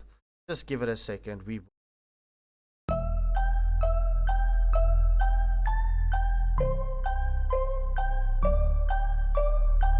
So I got a dream that I'm gonna be at the top of the scene. On every screen, making my presence something to be seen, yeah. I'll make them all see that I could be anything I wanna be. If you got a dream, then you need persistence and lots of belief, yeah. Yo, don't take that negative energy, I replace that. I just wanna be me, I don't fake that. I just wanna be free, yeah, chase that. I got a new obsession, it's helping and teaching and giving everyone a lesson. It's living and winning and building something that's impressive. I don't wanna do the same thing, I wanna be progressive. So I'ma make a new me, a new beast, a true fiend. He's everything that he wants to be. Look in the mirror, what he wants to see. It's a dude looking back at me. I stay on track, yeah, track things. I'm setting goals, life hacking. I'm steady stacking. I see myself being happy. A better me with a strategy that I'm attacking. Through the test and you know I'll ace that. Hit me in the face and I'm hitting right back. I enjoy the chase so I'll stay on track, yeah. I enjoy the race so I'll make that bag. Got a lot of dreams that I'll make come true. Got a lot of things that I wanna do. Got a lot of goals that I wanna prove. But there's not a lot of time so I gotta make moves.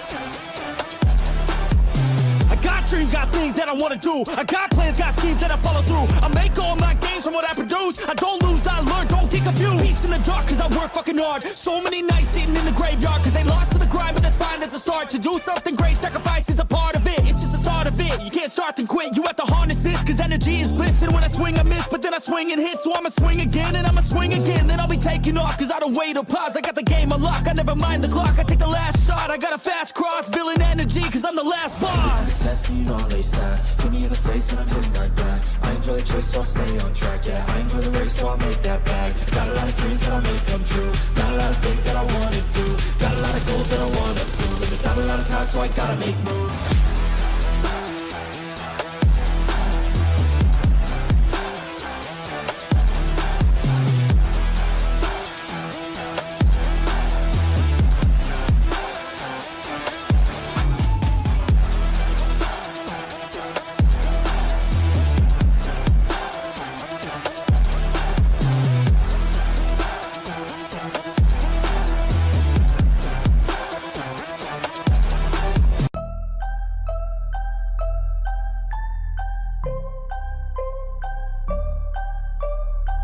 So I got a dream that I'm gonna be at the top of the scene. On every screen, making my presence something to be seen, yeah. I'll make them all see that I could be anything I wanna be. If you got a dream, then you need persistence and lots of belief, yeah. Yo, don't take that. Negative energy, I replace that. I just wanna be me, I don't fake that. I just wanna be free, yeah, chase that. I got a new obsession, it's helping and teaching and giving. Skrev man net.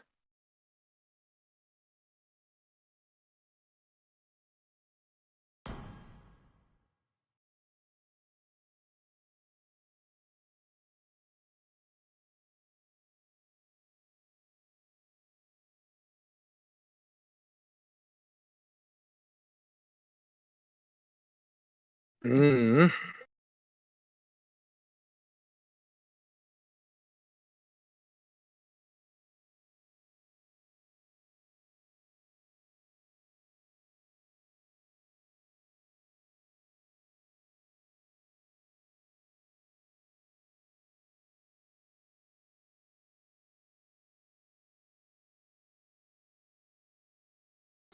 Alrighty. So we do head into the next match.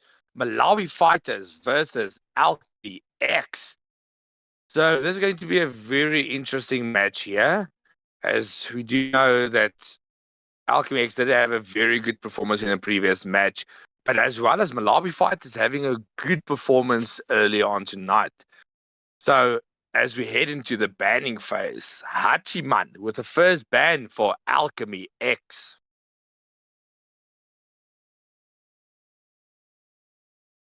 Alrighty, so yeah, this is going to be quite an interesting match, and we might see Suyu getting banned out as the first ban for Alchemy. Yeah, I agree, Rainler. So it's not exactly a fair match. As we know, Alchemics are veterans in the game and not a very good five-man. They haven't played five-man with each other in quite a while. But of course, Malawi Fighters being quite a new squad to the five-man scene. But remember, overall, this isn't about win or lose. It's about how you increase your chances, how you learn and wait for the future. I mean, the classes is to improve your playstyle as a five-man team. So as long as you learn something from the matches, that's all. But we do see 1-1 getting banned out from Malawi Fighters, and we do see Alchemy going for that Hayabusa ban. Ooh. I got baby shrimps on the way. Baby shrimps in the fish tank. I thought you said baby shrooms. I was like, bro, what you talking about? Shrimps. Cherry red shrimps. I was so excited to show you the shrimps that I got on my new fish. With your visit. But it is okay. Next time you come and visit, there will be a lot of spawns. As we go back into the match, right? Dushin getting banned out from the side of Malawi Fighters, and Alchemy X responding by banning out the Lucas. And then King Crimson with that final ban for Malawi Fighters. So Kalia getting banned out. They definitely watched the match. They said, Kalia is a threat. Let's take that out. Hachiman showing us a Xylong, but swaps out for the Cho. So I would like to see a Xylong in this match, actually. I would not mind that at all. Why a Xylong, though? Why such a nab hero? Because it's a fun hero. I mean, Xylong is funny. I mean, it's not the okay. It is one of the worst heroes you can pick, but I mean, in the correct hands, I've lost against the Xylong. Okay, I've only lost once in the previous like 4 years against the Xylong, but it can happen sometimes. As Malawi Fighters is currently going for a very tanky lineup, Barat and Gergetja in the mix for Malawi Fighters. So this definitely gives Alchemy X opportunity to pick up some anti-tank heroes. As you know, there is the Lunox, the Carry, Alpha. There's a lot of anti-tank metas, but Pete Pomp is going for that Leslie. He says, okay, the previous game I was support, but no, he goes for that Moskov. So split pushing to end the game fast.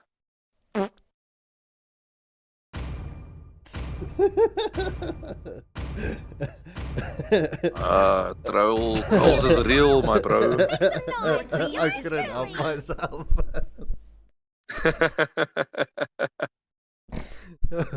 Oh, Chemical with a CC, Pit Pompies with a mask off. Cosmo with the next pick for the side of Malawi fighters. But ask my question: is it Casmo or is it like Khalid where it's Khasmo? It could be Cosmo. Khasmo. I mean, they are from I have prepared a different way of death for everyone. Malawi. Yeah. That might be. I mean, they're called Malawi fighters. I assume they're from the Malawi region. So, Cosmo picking up the Honeybee Master 2.0, banning out Export. So they were definitely watching the match. What? They're like, nah, bro. Hachiman is meta. Ban out Hachiman. Wait, Pit Pompies with a Bro. retribution on Moscow. Stand in my way will be devoured. I would love to see a bro. Oh. I catch what you're saying. Bruh. Hope will find a way. Bruh. Vex getting banned out from Alchemy X. So Master 2.0 with the next pick for Malawi fighters. Bruh. Oh. Bro, trolling me with the soundboard. Master 2.0 does pick up Valir. Hachiman showing us Roger. Will it be Roger though? And Lumi with the Nana. Right. So Pit Pompies is just trolling with the jungle Moskov. So I don't know. We decided earlier today Pit is gonna jungle You gotta MM. fight for yourself. Interesting. But that's if they stick with that. If Hachiman doesn't want to end fast. So yeah, Fanny. Interesting. Fanny wouldn't be a bad pick here. I mean, but there isn't a lot of squishes you can delete. So it's not the greatest pick, but not the worst because he pick up the Fanny. And Nameless has the final pick for the side of Malawi fighters. Yeah, so I'm saying this live on the stream, right? If your name is not changed for the next match, you will not be allowed in. You have been warned, you have been asked. Get that name change in, please. And thank you, because we're all family friendly here on the Waylander gaming community. But nonetheless, 20 seconds left for Nameless to make that pick. So, yeah, nonetheless, they do need another Roma if Gat is going XP. So they might need a good setup roam or something that can sustain through everything. But be feared than loved, if you cannot both. okay. So that's Almond XP lady with sprint. With sprint. No. No. This is like dark system stuff up right here, right now. Bro, that is crazy. I mean, it would be the same if you see the Moskov in jungle is the same as Amon on gold lane. But who knows, my bro? Maybe the Amon gold lane XP lane works. I mean, he's going up against the CC, so I mean, invisibility might help him. I don't know. Let's see how it goes. Maybe, as we know, metas are formed by people trying weird things. Crazy? I was crazy once. They locked me in a room, a rubber room. And on that bombshell, ladies and gentlemen, we will be heading into the penultimate match of the evening. We are graced. If this match goes quick, we will feature Eschaton Sonata and Immortal Order in the tournament lobby, which is next. But first and foremost, we need to see this match because it's going to be quite an interesting match. As I've I mean, Julian on lane is not good, but it's not bad. I mean, we've seen a Lance. Lance XP lane is irritating because he's never in his lane, always there ganking because he's a lot of farm clear. Maybe Eamon is the new assassin XP laner. I don't know. Well, going up against the CC, I mean, anything is possible. Because True. But both teams does opt to side on the XP lane, rotating to that gold lane. But Fan is going for that evade with a Cho. He's already into position, gets that cables rolling, gets the buff, and takes down the first blood onto Brozilla. So that's a beautiful invade from Hachiman. yeah, that was just pretty much a red red jungle deny, because Hachiman did not pick up the red buff. But nonetheless, that was a successful invade. Nonetheless, first blood going to Hachiman. Oh, fast cabling onto Amon as Amon has been eliminated. Hachiman currently with 2 kills off the bat before and on the 1 minute mark. Beautiful. I mean, a Fanny is a menace. I mean, you have to play safe if you play against a Fanny. You never save in any place in lane. I mean, she's a marksman's worst nightmare.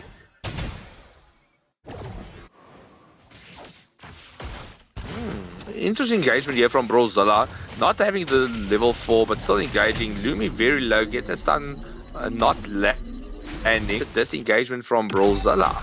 So he tries to take this blue buff, but Fanny's in the mix. Will we see another quick cabling here? See how this one does play out. Oh, Fanny recall spamming on the bush. We do see Fanny cabling in onto Master 2.0, but Valir pushing Fanny away. So the first Lord Turtle of the match has spawned up. Both teams just slowly getting into position. Barat still not has level 4. So he's behind on farm quite a bit. And will we see another engage here by the Fanny, or will she play safe and go for the Turtle? That is the question. I mean, No Name is already in the bush here camping. He knows that Joe is there. And engagement here by the CC. Retry committed by Brozilla as well. Curtain call from the CC onto 2, but not being able to dish out enough damage to get that sorted. Hachiman here onto this Eamon, camping him out. Joe into the mix. We do see that Way of the Dragon not being able to land, and he falls back. So that's another save from Eamon. And Brozilla just continues farm, going for that buff to buff rotation to get his farm up, get into the game. I think we might as well just keep the camera here on Hachiman. It might be the case, but I mean, you can't count out the rest of the team just yet. I mean, Gord, after that buff he had on his his stun travels very, very fast, so you never know when you're going to get caught out by that 1-2-3 combo of Gord. That is true, as we do see Malawi fighters going for CC. Will they be able to catch this? Will the Daytona blast catch onto CC? The vengeance was committed. However, No Name Amon taking a lot of damage.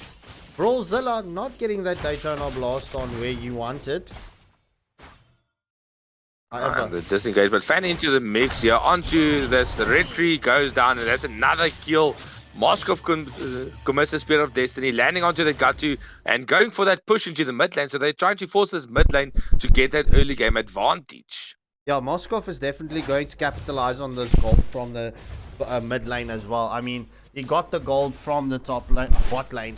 So, you know, might as well get fed so early on and capitalize on the objective. Once again, Hachiman is into the enemy jungle, going for that invade onto the red buff. Guy doing a beautiful job zoning out here, but getting low. Retro committed here by Brozilla, while Fan is into the mix. We do see Eamon here into the back line. Avatar got it onto one. Joss lands and kills out that. But committing to that fight, CC gets a kill onto Eamon as well. Brozilla very, very low here. Valor commits the ultimate just to keep his rest of his team safe. Yeah, but that Kamehameha blast coming in from Lumi in a very vital position, nearly picking up a kill. However, Hachiman does get the cutthroat onto Valir. So Fanny currently having a very good time in the farm, free farming, getting a lot of kills and zoning out the enemy. They're trying to get this lane pushed out from the bot lane and mid lane as well, putting a lot of pressure, leaving Eamon to farm full onto the Gatu, and we do see Chemical here. Curtain call onto one, Moskov into the mix, onto the mid lane, but gets back to safety. Almost getting taken down by the turret. Crazy. So close. Oh, Chemical onto No Name. However, Wino does get the pick off onto Valir. No Name has been taken down by Moskov. That is a tier 1 turret. The Way of the Dragon onto Barat. But there's no support. I mean, his team was busy fighting in the other lane and he committed that major ultimate. So, of course, we do see Cho currently going for damage build, opting not to go for that tank sustained frontline build that, you know, Cho Rome usually goes for. So they know they're going to go for this early damage and get the kills fast and end the game fast. Oh, Gordon not dishing out the damage that he's wanting yet. However, he's getting his combos landed. But it's going to come down to the late game. Art the Clown saying, report Chow for feeding. It's like Andre of Immortal Order being the one that fed in that game. So is it going to be Chow with the second death as well, or will we see another member of Alchemy X rather falling in this regard? Oh, Gatto not getting that engagement onto Moskov just yet. Alchemy X onto the second tier 2, the first tier 2 turret. Well, look at this. All the minions are on the tier 2 turrets except for in the top lane. Alchemy X definitely pushing for a quick end. Definitely. They're forcing this bot lane turret. Hanabi gets taken down by 3. Moskov into the mix. Brozilla in a lot of danger. Gets taken down. Double kill for Moskov, and the fierce tier 2 turret of the match gets taken down. Oh, engagement from Chow trying to get on to get a Gacha, not being able to get that done. But that we will see a second tier 2 turret falling as soon as the minions come in. Or Fanny into the mix onto the Armon. I have a Skypius approx from Chow as Armon was taken down. Oh, Gord with a 3-hit combo. Not getting it yet. Just lacking a bit of damage on that regard. Joe just dancing here around the wall in the base, and he knows he can get back to safety.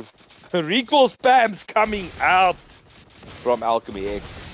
No, Alchemy X currently having a 12k gold lead at the 8-minute mark and a 10 kill advantage. This is a very dominant performance. And they go for the first inhibitor of the match is down for the count. And minions on the top and bot lane. Alchemy X definitely wanting to end this game fast, giving Immortal Order the chance to maybe get into that tournament lobby. But who knows? Who knows? Tell me quick, what is the fastest match that we have featured here on Waylander Gaming? So the fastest match would be 8, if I'm not mistaken, 8 minutes 45 seconds, 48 seconds. Oh, so close, so close. Alchemy X nearly breaking a record for the evening. Oh, Avatar of Guardian onto 2. Could this be the opening? Gatagacha does get that pick off onto Moskov. Oh! Fanny into the mix. Gord getting that kill combo. That triple kill for Fanny at this point of stage. Will Fanny push for the Maniac? No. Honeybee and Armon escapes the clutches of Fanny. And Fanny back into the mix, onto the Hanabi. And your one-shot death gets taken down by that turret. That's massive amounts of true damage. Chow into the mix. We do see him wave the dragon, but not being able to capitalize. Another death going down for Alchemy X. Gord into the mix. Spear of Destiny landing, getting that hit on. We do see Gord just dishing a lot of damage. Barats gets stunned out. Moskov with a double kill. Continue the engagement onto Gatu. Triple kill for the Moskov. He goes for the tower lock. He knows he can end. He has the ability to frontline for his team and dish out a lot of damage. But that's no minions left for Alchemy X as they do have to disengage. But will they continue? Yes, sir. Moskov locking onto this turret. And that is game, set, match. Going to Alchemy X. under the 10-minute mark. GG's well played. That was a very, very dominant performance coming in from Alchemy X. Moskov picking up MVP for the side of Alchemy X. So, ladies and gentlemen, up next, we've got Eschaton Tsunada versus Immortal Order. Roar. Roar. All right, and luckily we are still within the time frame, if I'm not mistaken. So we do have the tournament lobby for the final match as well. Shout out to the MSSA for this killer tournament lobby you have provided us in the Waylander Gaming Academy. That is true. Thank you so much. Final dubs for the evening. Will it be Eschaton Tsunada? Eschaton Tsunada? Or will it be Immortal Order?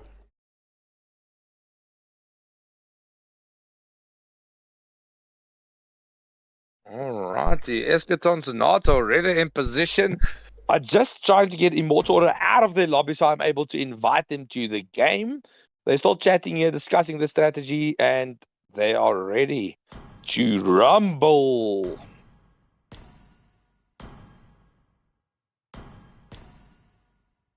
So that's all members ready from both IO as well as Eschaton Tsunata. I see a new member in the lineup here. It is Hysteria. Do you know who Hysteria is at least? Yes, I do know. I do know. I think everyone that's in the community will know who Hysteria is. But Hachiman, GG's well played with that Fanny. That was some devastating plays.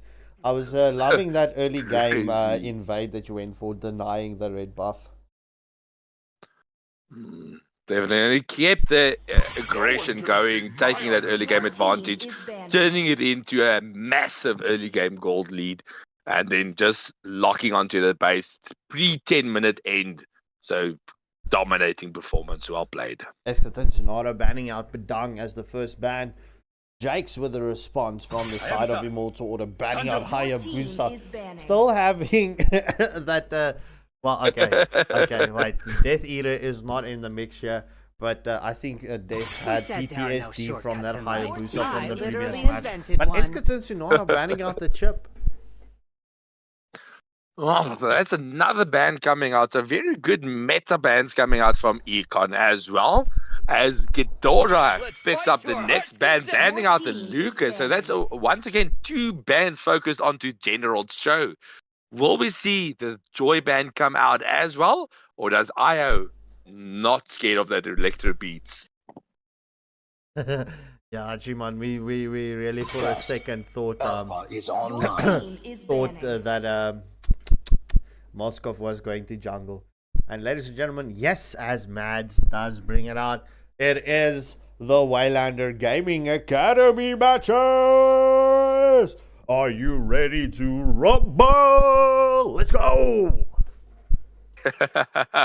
That's Andre 956 with the final ban banning out the Zushin. So that's a free Suyu and Joy left open for Econ. Will they be picking up the Joy, or do they still have PTSD against that Fredrin that they played against with the Joy? So that's the question. That is true. So let's quickly see if Cyber is still in the chat here. Let's ping her up. Ladies and gentlemen, please hit that like, share, and subscribe button. General Chow.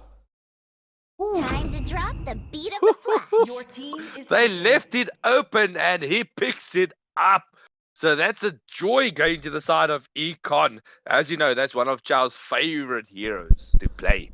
Now my question is Immortal Order going to pick up Fredrin? We know Fredrin is a very good counter to the Joy. That might be the case. Once again, as I said, I have no idea what Immortal Order is drafting, but I am liking this Kalia pick. So they left open the Joy, knowing Joe will pick it up and going for that counter meta pick for the Kalia. Will we see another meta pick being picked up? As we know, there is still a lot of jungles and roams and stuff available. As we see Andre picking up that CC. Let's do it.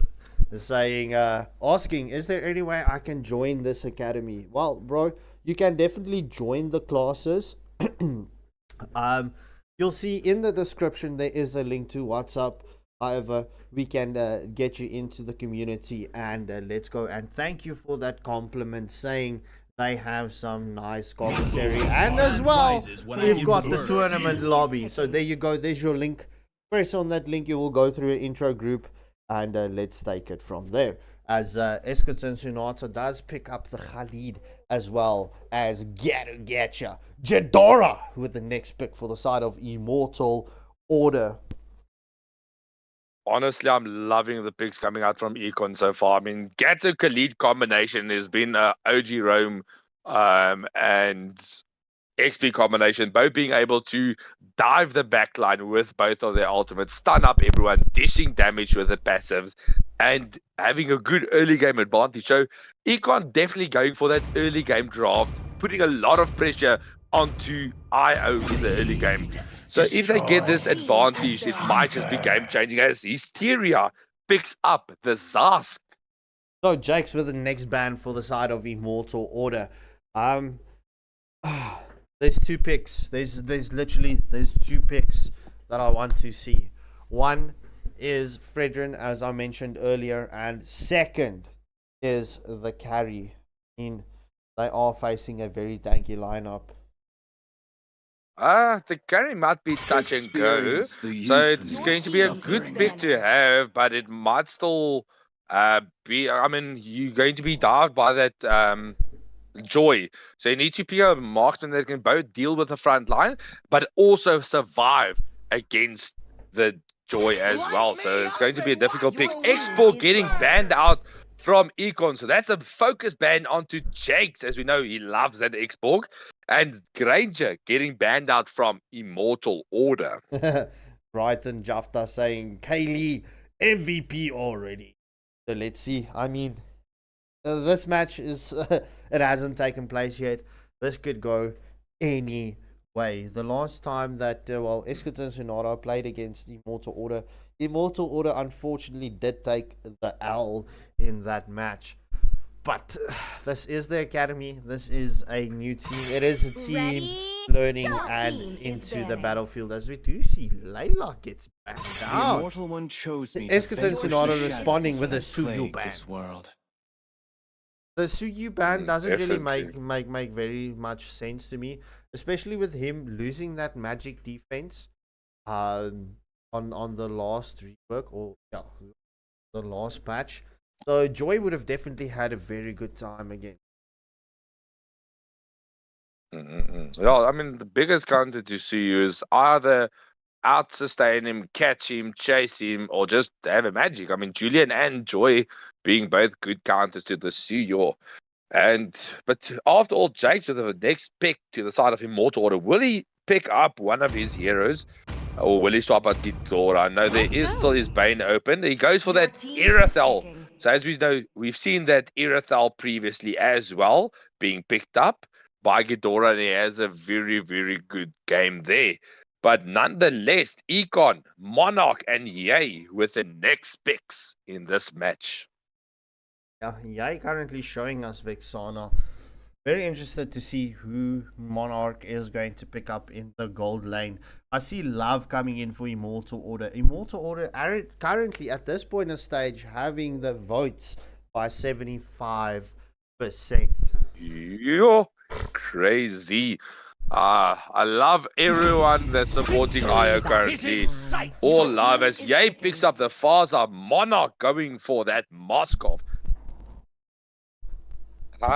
Please no. Jake showing us the Poople.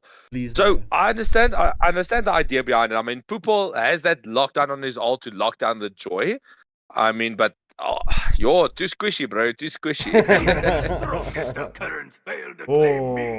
So Kalia being pretty much the only frontliner for the side of Immortal Order. This is going to be a very difficult match for Immortal Order. Look, I am loving the picks, but if I'm going to be honest, I'm favoring Escata and Tsunada.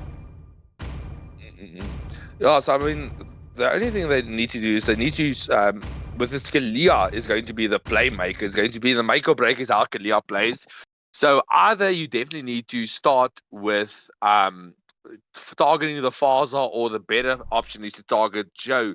If you can get that Tsunami Slam combo onto the Joy and the team is not in position, then you can get an easy kill with the damage being dealt. I mean, Immortal Order having a lot of damage, but Econ having a much more balanced draft in that regard.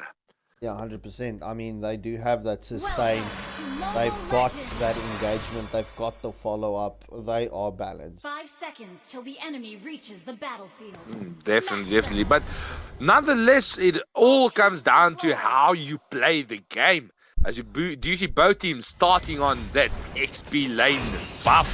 So that's a blue buff for Immortal Order, the red buff for Eschaton. Eschaton, of course, having a much faster wave clear with the two frontliners as well as Joy.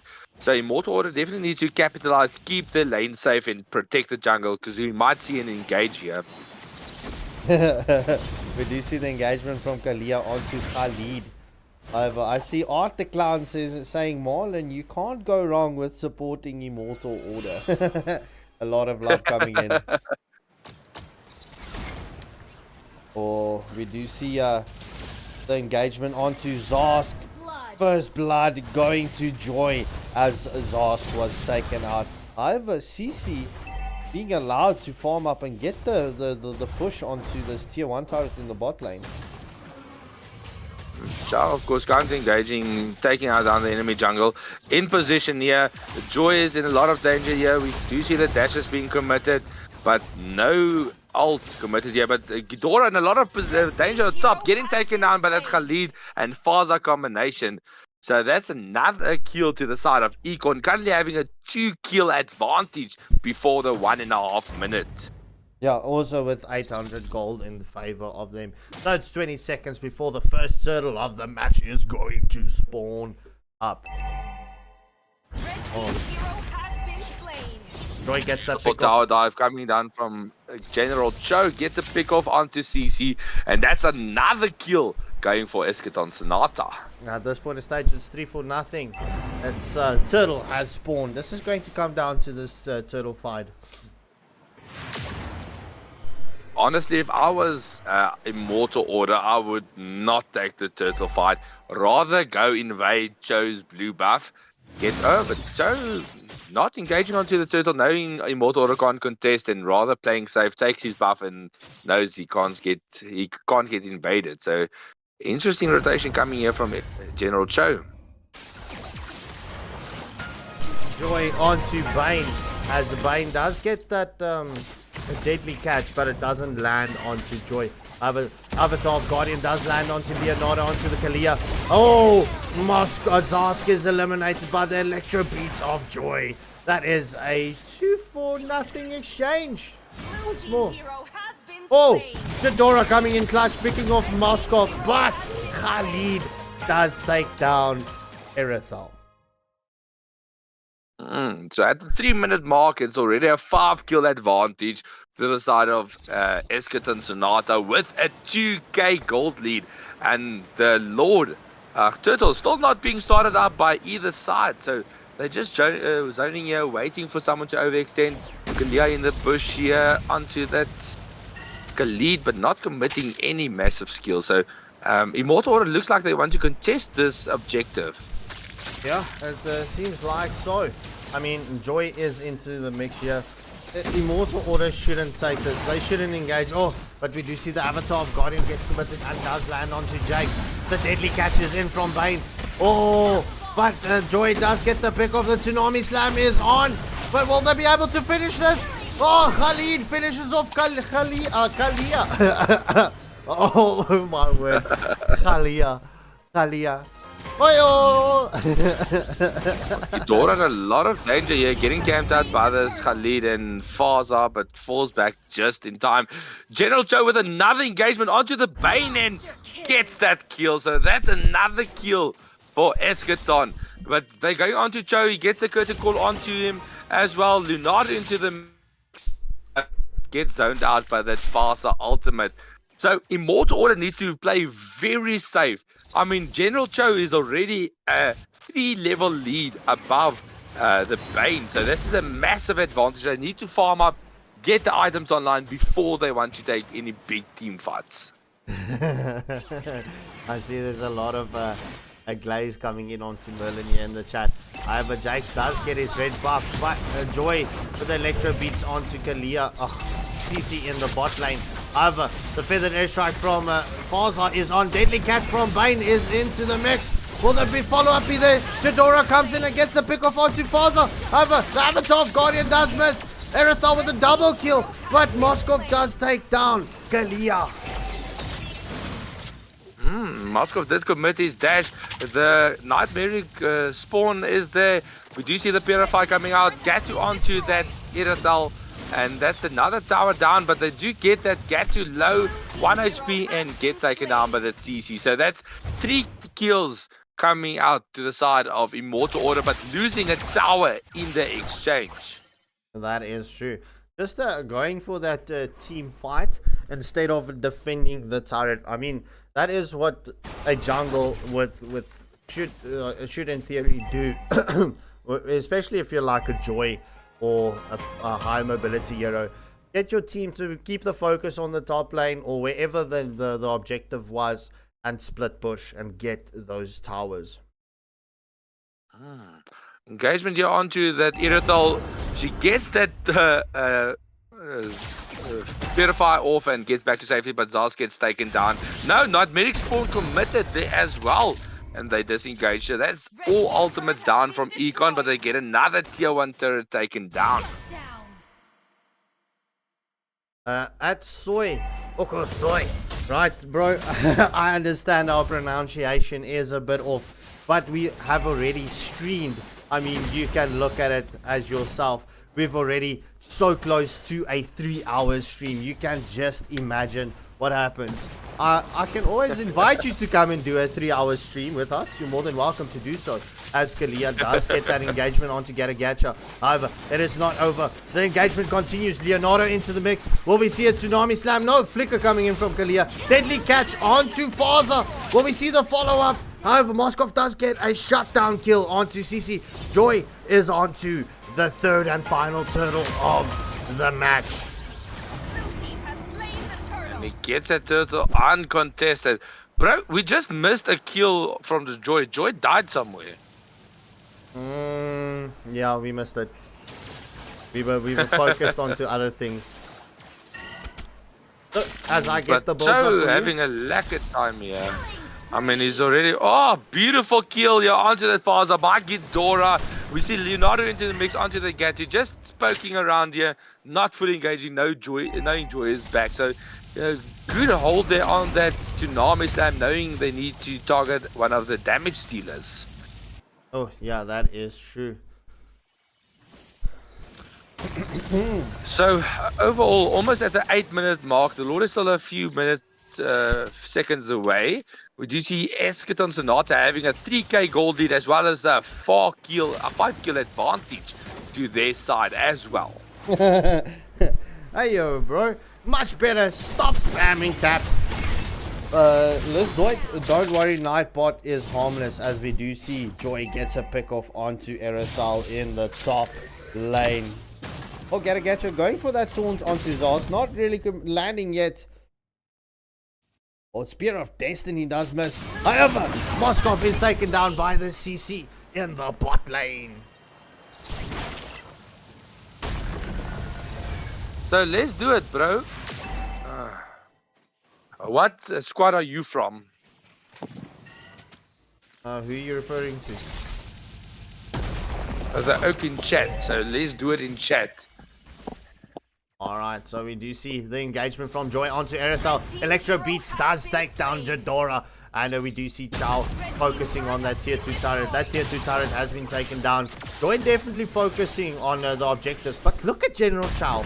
It's 9 minutes and he's already full build, full leveled out. Tsunami Slam onto Chow. However, Kalia will not be able to sustain this as General Shao goes onto a killing spree. Karagacha has to use that Avatar of Guardian defensively. We did see CC take down Joy.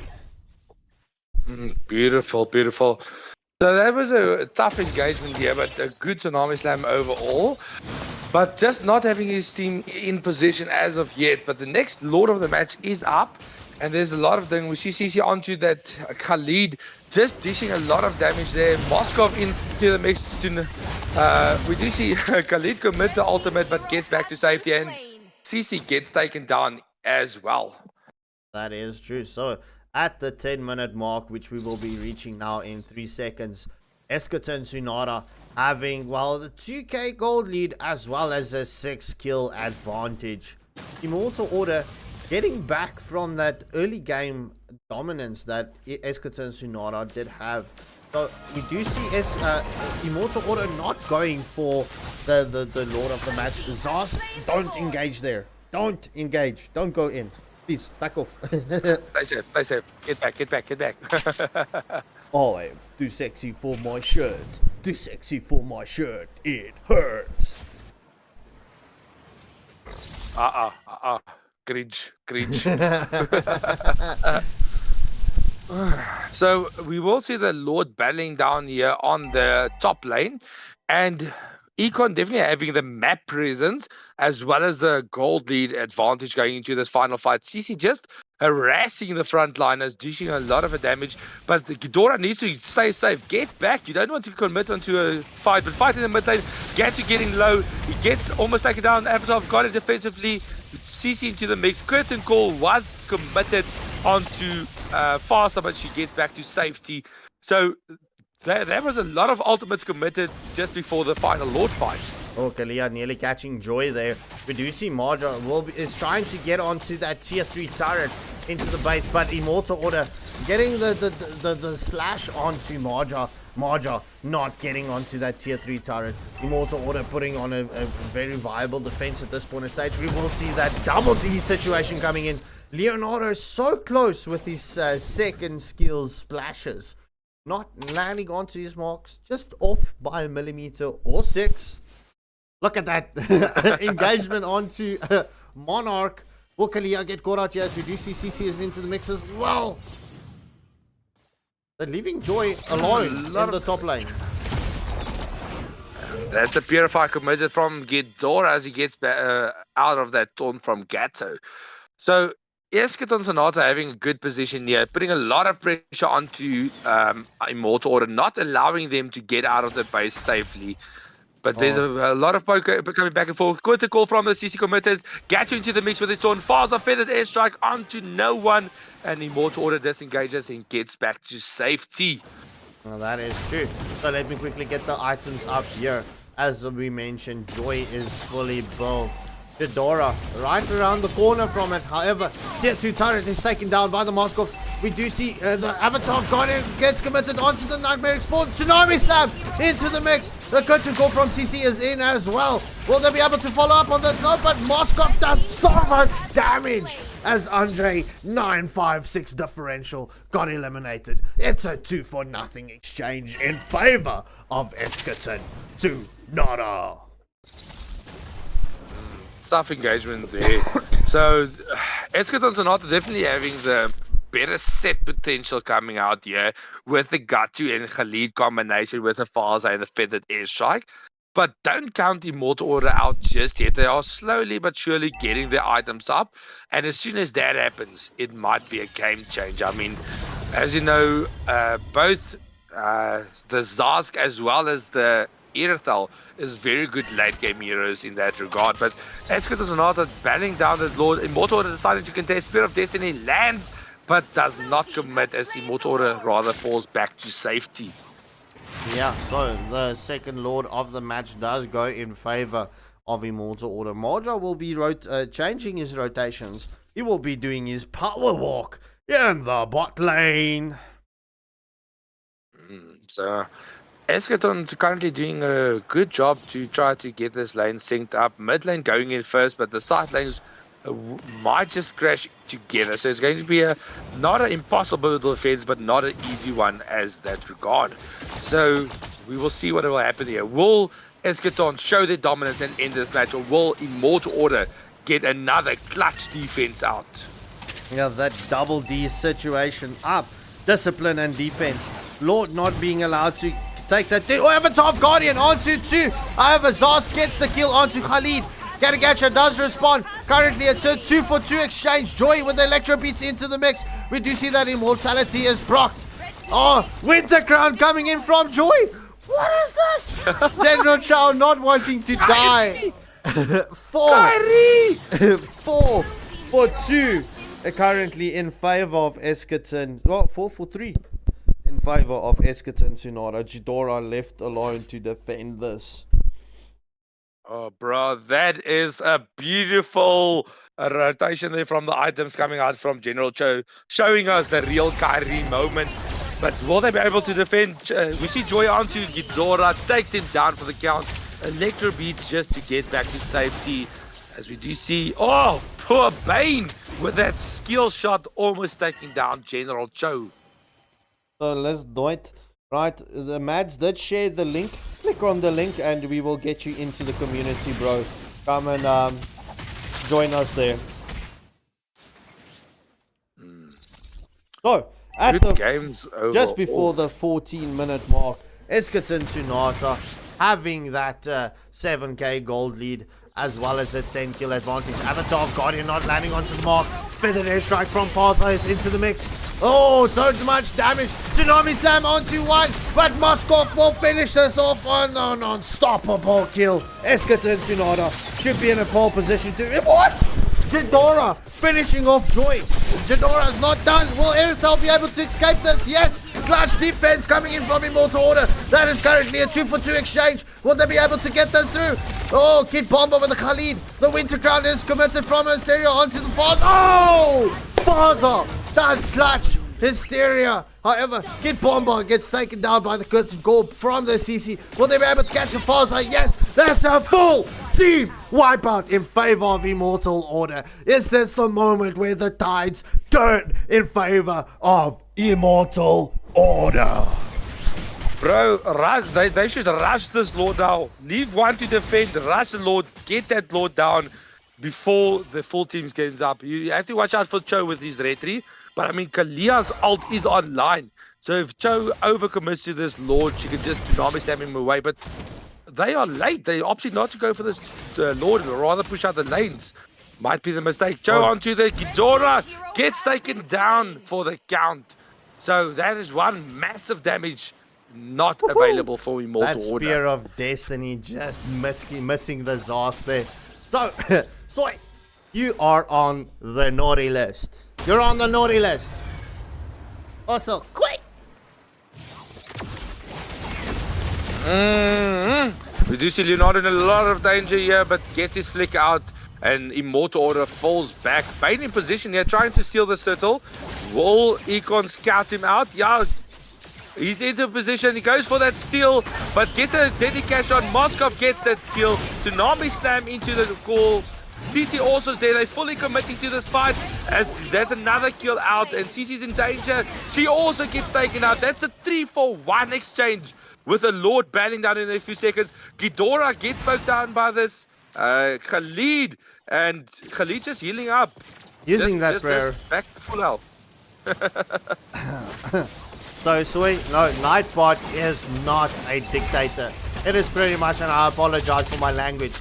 Nightbot is harmless and here for the shits and giggles. As we do see Khalid and General Charles solo. Eschaton Tsunada clutches this match. That is, what a game. This is Eschaton Tsunada picking up the dubs against Immortal Order. Oh. So, yo, bro, crazy games coming out from Eschaton Tsunada. Having that dominating early game. Immortal Order getting that team wide, but not capitalizing, not rushing that Lord might have been the mistake they made. But overall, GG's to Eschaton having a dominating performance tonight. And this ends up the academy for the week 2. Yeah, indeed so. So what a busy evening. Let's do it. I'm just trying to get that link for you. Yeah. Let me just get that link. Mads, let's share the link. I'm looking for it at this quick second. So yeah, this was a very much eventful evening. Yo, chat, you were busy. What? Yo, poor Merlin. All right, here's the link. Copy. Paste. Oh, there's the link. Click on the link, join the community, and we will add you where is needed. But nonetheless, ladies and gentlemen, this was an eventful evening. But this does conclude the Mlbb for this weekend. At this point of stage, there's no further streams for this weekend. We've got something cooking for tomorrow. However, Viking series in the grand final will conclude on Monday evening. It's going to be a best of 5. Eskerton Sonata up against Soul Society. And as well as the African Conquest Cup will conclude with the grand finals next weekend. And we've got some more PUBG streams on Wednesday and Thursday. So it's going to be Soulless Bunnies Battle to Death on Wednesday night. And then we've got Texas Labs Squads on Thursday night for PUBG. But thank you all for joining us tonight. We appreciate the support. We appreciate the super chats, the super emotes, and well, everyone just being busy here. Thank you so much. We appreciate the support. And wait, let me just do this. Please don't spam. One final question. What squad is Paul Bell from? Do we know? He is from Alchemy X. Oh, from Alchemy. Yeah, why? Interesting. Why? Nah, I see him dissing Immortal Order. It says I owe more like I suck. Interesting. It's interesting. Thanks Art the Clown for the support. But yeah. He's EQ. Oh, EQ. All right. Oh, interesting. Thank you, Paul Bell, for that toxicity, bro. Yeah. That's all fun and games, bro. Without toxicity, Mobile Legends would be dead. But nonetheless, ladies and gentlemen, we are going to conclude the stream. Let me pop off you and end you off with the awesome intro we've got with that classic music. So please come and support our channel once more, and thank you all for joining. Stay safe and don't do drugs. From the sheep with the no bleep squab skenkle and oh Shroomsy, this is going to be goodbye and good night.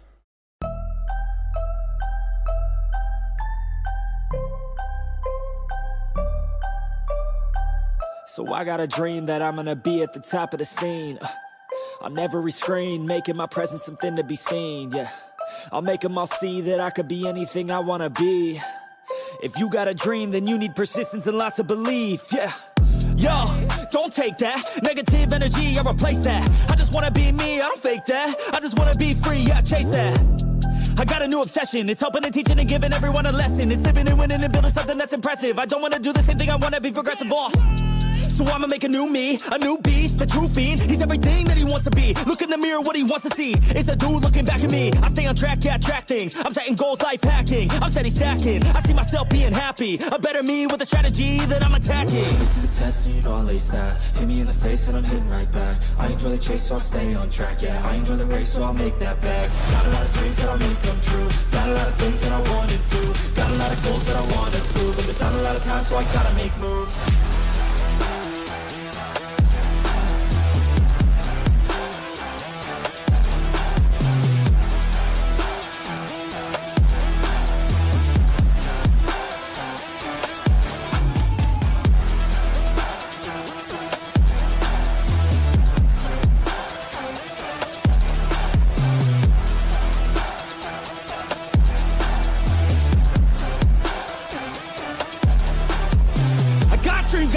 I wanna do. I got plans, got schemes that I follow through. I make all my gains from what I produce. I don't lose, I learn, don't think of you. Peace in the dark, cause I work fucking hard. So many nights sitting in the graveyard, cause they lost to the grind, but that's fine as a start. To do something great, sacrifice is a part of it. It's just the start of it. You can't start then quit. You have to harness this, cause energy is bliss. And when I swing, I miss, but then I swing and hit. So I'ma swing again, and I'ma swing again. Then I'll be taking off, cause I don't wait or pause. I got the game unlocked, I never mind the clock. I take the last shot, I got a fast cross. Villain energy, cause I'm the last boss. Test and you know I lace that. Hit me in the face and I'm hitting right back. I enjoy the chase, so I'll stay on track. Yeah, I enjoy the race, so I'll make that bag. Got a lot of dreams that I'll make come true. Got a lot of things that I wanna do. Got a lot of goals that I wanna prove. And there's not a lot of time, so I gotta make moves.